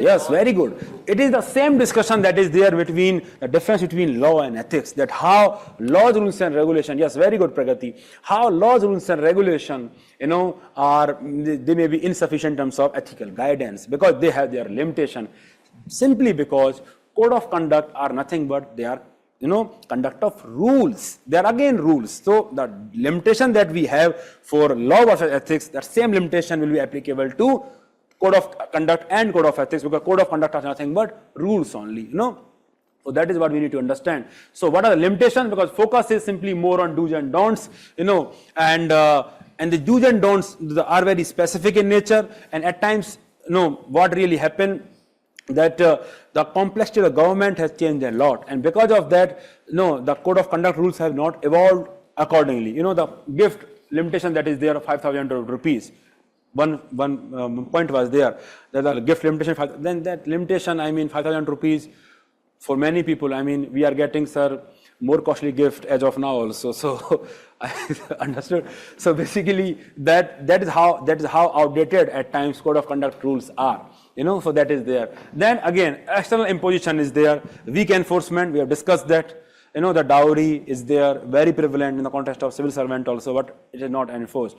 One particular bureaucrat resigned from the services, contested elections, lost, then again joined the service. So basically, how code of conduct was blatantly violated. Understood? Government itself allowed that bureaucrat to join the service back.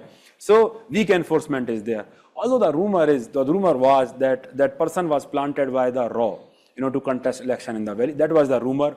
Perhaps now I have a tendency to believe in that, because why would then government again accept the person back in the service? So I don't know.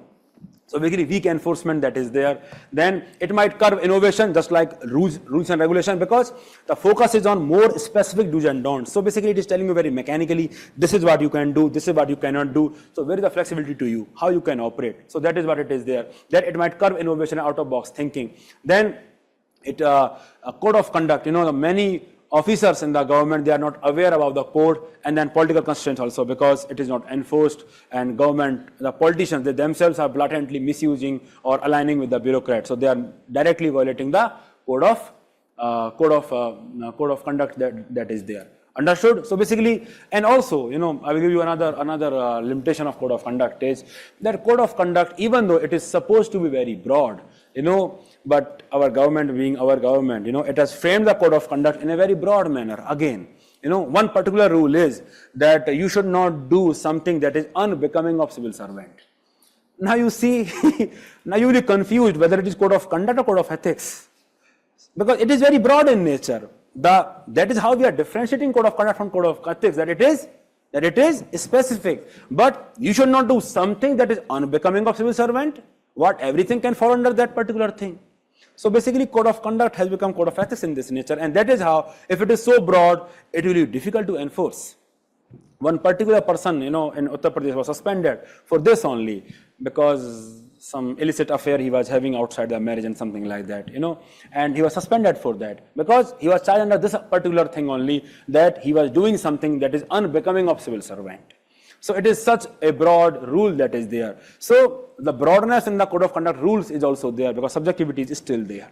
So that is another limitation. And the limitation other than that whatever we have discussed with respect to law and ethics, that will also be equally applicable here. That is external, not internal motivation. Of course, there will be discretion, because unbecoming of civil servant has a lot of subjectivity and everything. Understood? So that is what code of conduct and code of ethics is all about. And I think fairly simple topic. Usually the question will be among two things only, that please differentiate between code of conduct and code of ethics, and another important part will be that why it is not effective, and why we require code of ethics when we already have code of conduct. So now you know the answer.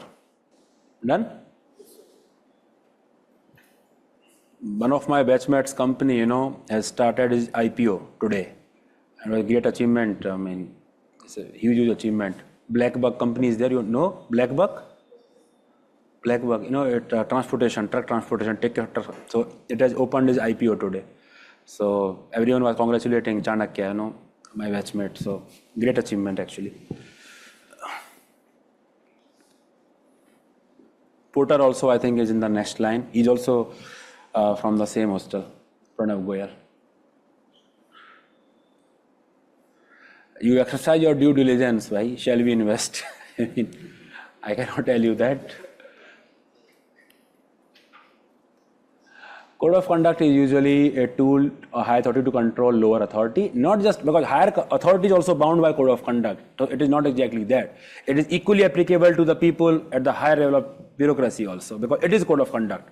Civil services conduct rules, that is what it reads. So it is equally applicable to cabinet secretary, it is equally applicable to dear district magistrate also. Understood? Done? Done? You can include more points here from the limitation of laws, rules and regulation, because it reads code of civil services conduct rules. So they are rules only.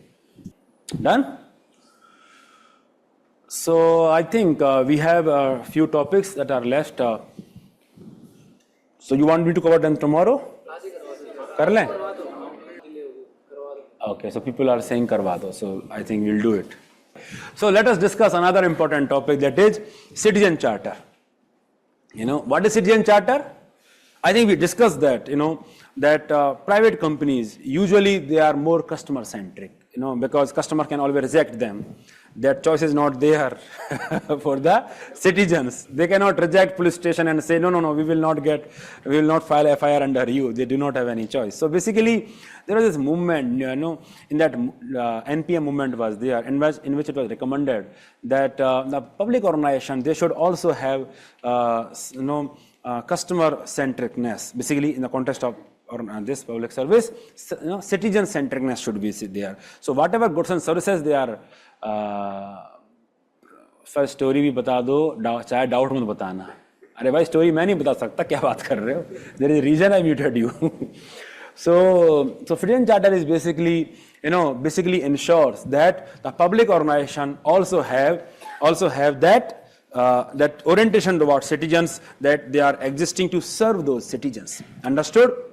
So Citizen Charter is nothing but an agreement, that is an agreement between organization and the customers. In this case, customers are citizens. This is an agreement between organization and customers, citizens, with respect to what? With respect to quantity and quality of the services. This is what we will be providing you, goods and services basically, and about the rights of the public and obligation of the public servant. So basically, what customers or citizens can expect from the government or from that organization. What are the timelines of that? What are the timelines of that? And if those obligations are not fulfilled, if the entitlements are not fulfilled, then what is the recourse to grievance redressal?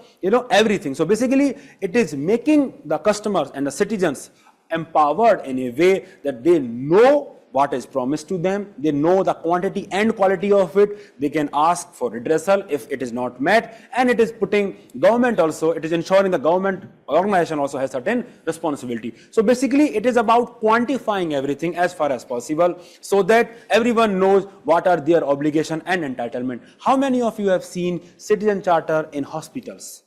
If you go there, in private, you go to Gangaram, you go to Gangaram, and there also you will see, the Citizen Charter is there. And there it is written patient's rights and patient duties, because it is about that. The patient should be aware about their rights, their entitlement, that they can seek clarification from their doctors, their right towards confidentiality, that their diagnosis should not be revealed to anyone. At the same time, they have responsibility also, that in case things goes wrong, then the patient should not mistreat the doctors, and it is an offense also. So that is what it is written over there, and that is what I should also write here. Yes. So basically, there also it is written about the rights and obligations of the patients. So basically it is making them empowered about what they truly know, that this is what your entitlements are. So similar perspective is here with respect to Citizen Charter of the public organization, that it is about entitlement. So what are the components of Citizen Charter? It clarifies the organizational goals. When I'm talking about organization, any organization, whatever it is doing, it is simply clarify it. This is what we are doing. This is our mission. These are our core values based on which we will decide, because not everything we can quantify. And then these are services we will be providing. These are timelines, these are governmental mechanism, and these are responsibilities of you also, the citizens also. So that is what. These are the components of Citizen Charter that will be there. Everything that will be there. One important aspect is that without grievance redressal mechanism, the Citizen Charter does not have any value. Understood? I mean, do we have any value of fundamental right if we do not have writs? If we do not have the enforcement, the fundamental rights will lose its sheen. It is because of writs only, it is because of the enforcement mechanism only, that if our fundamental rights are violated, we can approach Supreme Court and High Court also. Understood? So, because of that grievance redressal mechanism that is inbuilt in our entitlement, we call them fundamental rights.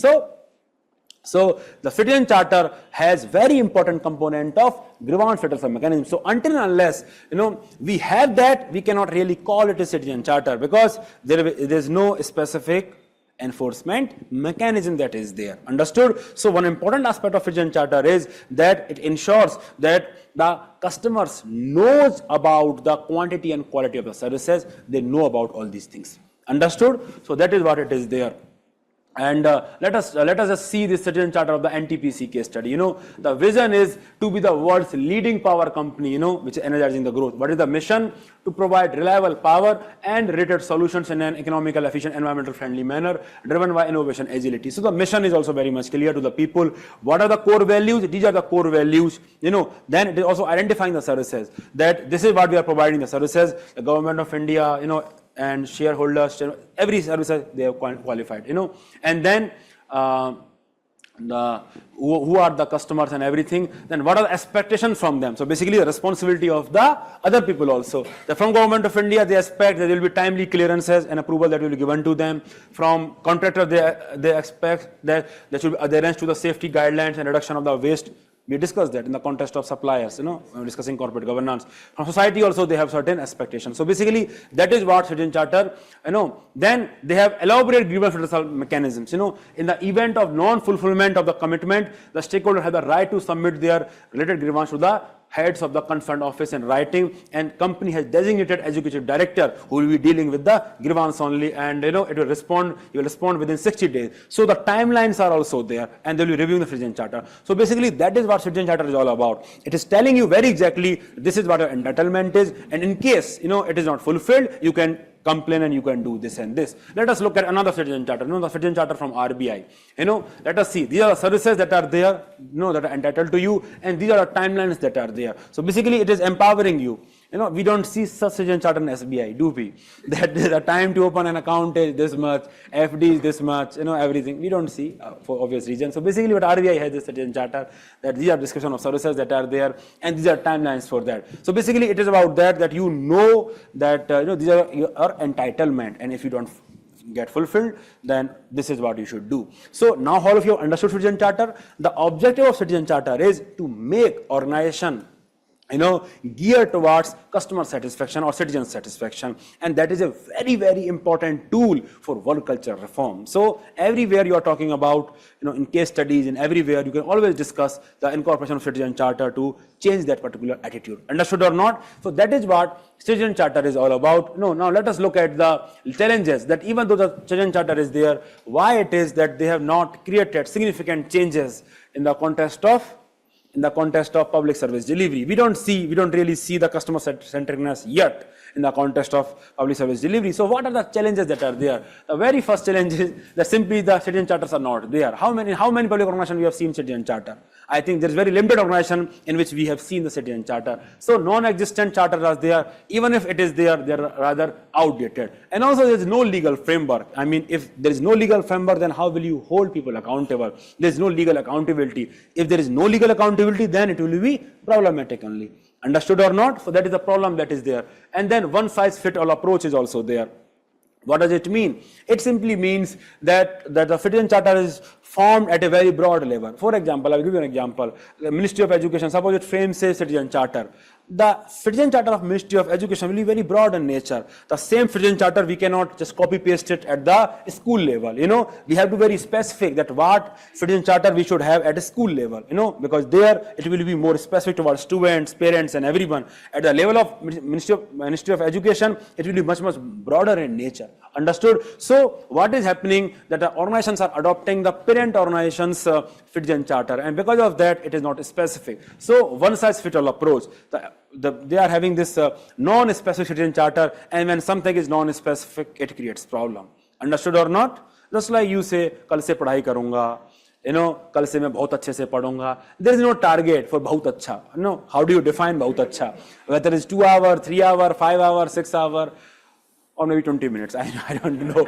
That my challenge is that I should sit for 20 minutes without phone. So that will be my definition of अच्छे से पढ़ाई करूँगा. So basically, if you are not specific, if you are not measuring something that you are doing, that is a problem. So one size fits all approach ensures that you are not specific with respect to what you are promising to your customer, and that is how you are not making them empowered. Understood? So that is there. Then lack of inclusiveness, because when you frame Citizen Charter, you don't actually make people participate in them. See, when you are framing a Citizen Charter, when you are promising certain services to them, you should understand that whatever services you are offering to them, it should be it should be in line with their expectations. For example, UPSC. Now it has given you one window that you can file your objections for the questions just after the conduct of examination. It did not ask you that what is your expectation. Perhaps they may not even look at it, the whatever grievances you are submitting,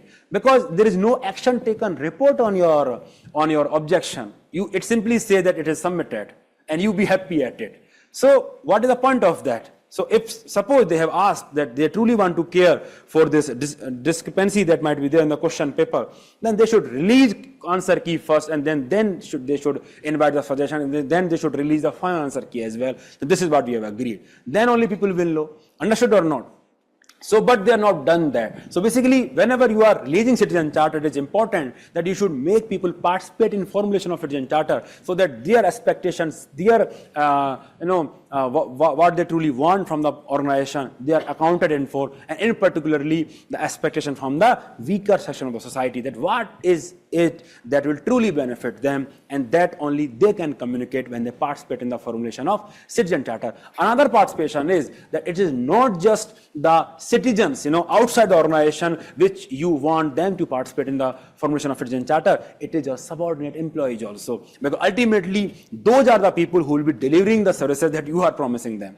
Understood? So you cannot promise it. For example, I know many of you are saying, I will give you an example. If you're saying, please extend the classes, let's have 3 days gap, and please extend the classes. And suppose I make that promise without inquiring from the organization whether we have classroom available or not for the next 3 days. No, there might be the case that the classroom is not available. Then how can I promise that? The same thing is there, that whenever you are promising the thing, you have to see whether you have organizational capacity to manage that promise or not. When you're talking about organizational capacity, you are talking from a perspective of manpower, whether you have sufficient number of people or not. For all that matter, there is no person who is working in your organization, and you are putting the citizen charter. Then whether he is capable enough or not, whether technology is there or not to meet the expectation. The government imported e-governance in the various services without ensuring that the employees are properly trained for. And that is why that experience was there of the ticket booking that I discussed in the KGP, that one person was that who will type KGP and entire tickets will be gone in the first 5 minutes, because he was not trained to deal with the computers, and he was put there in a very crucial position. So when government is offering a service like Tatkal, it should ensure that it is putting people who are technologically there. Understood? So the point is that when you are promising something, it is not just citizens who should participate in the formation of that in terms of their expectation and their responsibility as well, but also the employees who are working in the organization, they should also participate, so that we know their constraint, and we can accordingly promise them, we can accordingly empower them. Suppose they say that we do not have funds to meet those expectations, then we have to ensure funds also. They say that we do not have the manpower, we have to ensure manpower also. And they say we don't have the technology, we ensure technology also. The point is, whatever promise you are making, it should be backed by sufficient organizational capacity. So that is there. So often that is not there. You are simply making the promises. The promises come from the above. They will make the promises without having the ground reality in the picture, and that is why those promises will not be fulfilled. Understood? So that is a problem that is there. And often the linguistic barriers are there. I think in my Telegram channel one post is there. I will just repost it for you. In Delhi Kent, if you have gone to Delhi Kent, you see the citizen charter. The citizen charter is in the English language. And how many people at the Delhi Railway Kent station you can assume that they can read English? The citizen charter is for the empowerment of the citizen. The person who can read English, understand English, perhaps is already empowered. So that truly the people whom you are empowering, and you are giving the entire citizen charter in English, how will they understand? What are their entitlement? Where they should go? The person who can read English, he will simply tweet about it. Understand the point I am making is that linguistic barriers are there. Often the citizen charters are not there in vernacular languages. Understood? And that is the problem that is there. Then at times information is not properly disclosed. It is again very subjective, that qualitative goods will be provided. Now, how do you define quality? Like that. Public interest should be served. How do you define that? Understood? Happiness or satisfaction will be accounted. How do you define that? So the point is that lack of inadequate information is there. At times the commitments are not specific, and at times information is also not provided with respect to that how the Grievance Redressal will operate, how exactly whom you will approach, what will be the enforcement mechanism, what is the timeline for that. That is there. So that is not there, and that is a problem.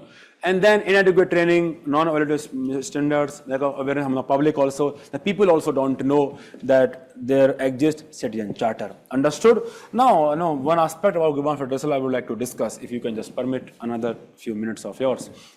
One aspect is RTI. All of you know RTI? If you talk about RTI, the RTI is a very, very good case study for a sound grievance redressal mechanism. Some people have gone, online people, perhaps they were hungry. So, because it is a very, very good case study for a sound grievance redressal mechanism. Because A, it is legal. You have legal entitlement. You can go to court also for all that matter. B, the entitlements are very clear and specific. You should be given information in 30 days. Very clear entitlement is there. If it is not there, entitlement is not clear, then how you are empowered? Then there is internal appellate mechanisms.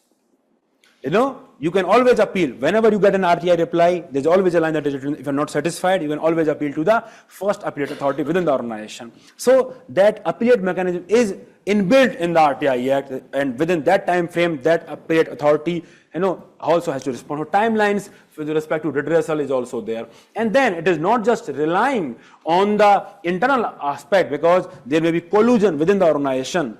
It is talking about external aspect as well, the CIC and SIC. So basically, these are the good practices when we are talking about grievance redressal mechanism. Any grievance redressal mechanism is good when we have legal basis, when the entitlements are very much clear, when we have internal appellate mechanism, and when we have external appellate mechanism and everything. The point is that this is what makes RTI a great success, because it has inbuilt parameters for that. Understood? And that is what should be the case with respect to citizen charter also. The timeline should be very much clear, should be specific, there should be appellate mechanism, both internal and external. External appellate mechanism ensures there is an external body which is watching over the over the implementation of that act, and you are avoiding the collusion that might take place at the level of first internal mechanism, So legal basis, clear timelines, clear entitlement, specific entitlement, and it is what was the internal appellate mechanism, timelines, and then external enforcement mechanism that is there. Okay, yes, Kharoshti Lipi is there. It's very difficult to decipher at times, So basically, that is the hallmark for a great grievance redressal mechanism that is there. Understood? And that is what the citizen charter should also employ.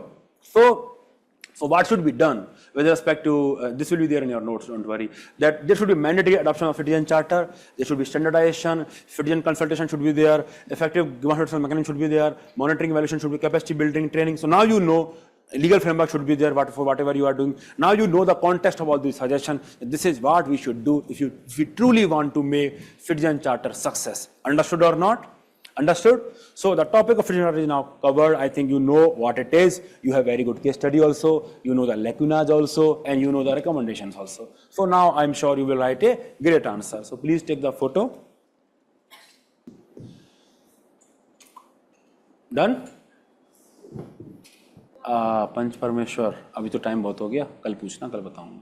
You read the story ना, Munshi Premchand. You have read that. Then you should know what it is. हाँ ठीक है, आप सुन लीजिए.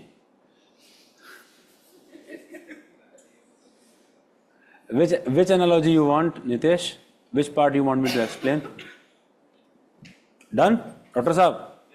The topics like citizen charter, work culture, RTI, all these things require a specific case study for you to fetch marks, because these are easy topic and everyone will be writing the same content. So dimensions and case studies will make your answer different. Done? Done?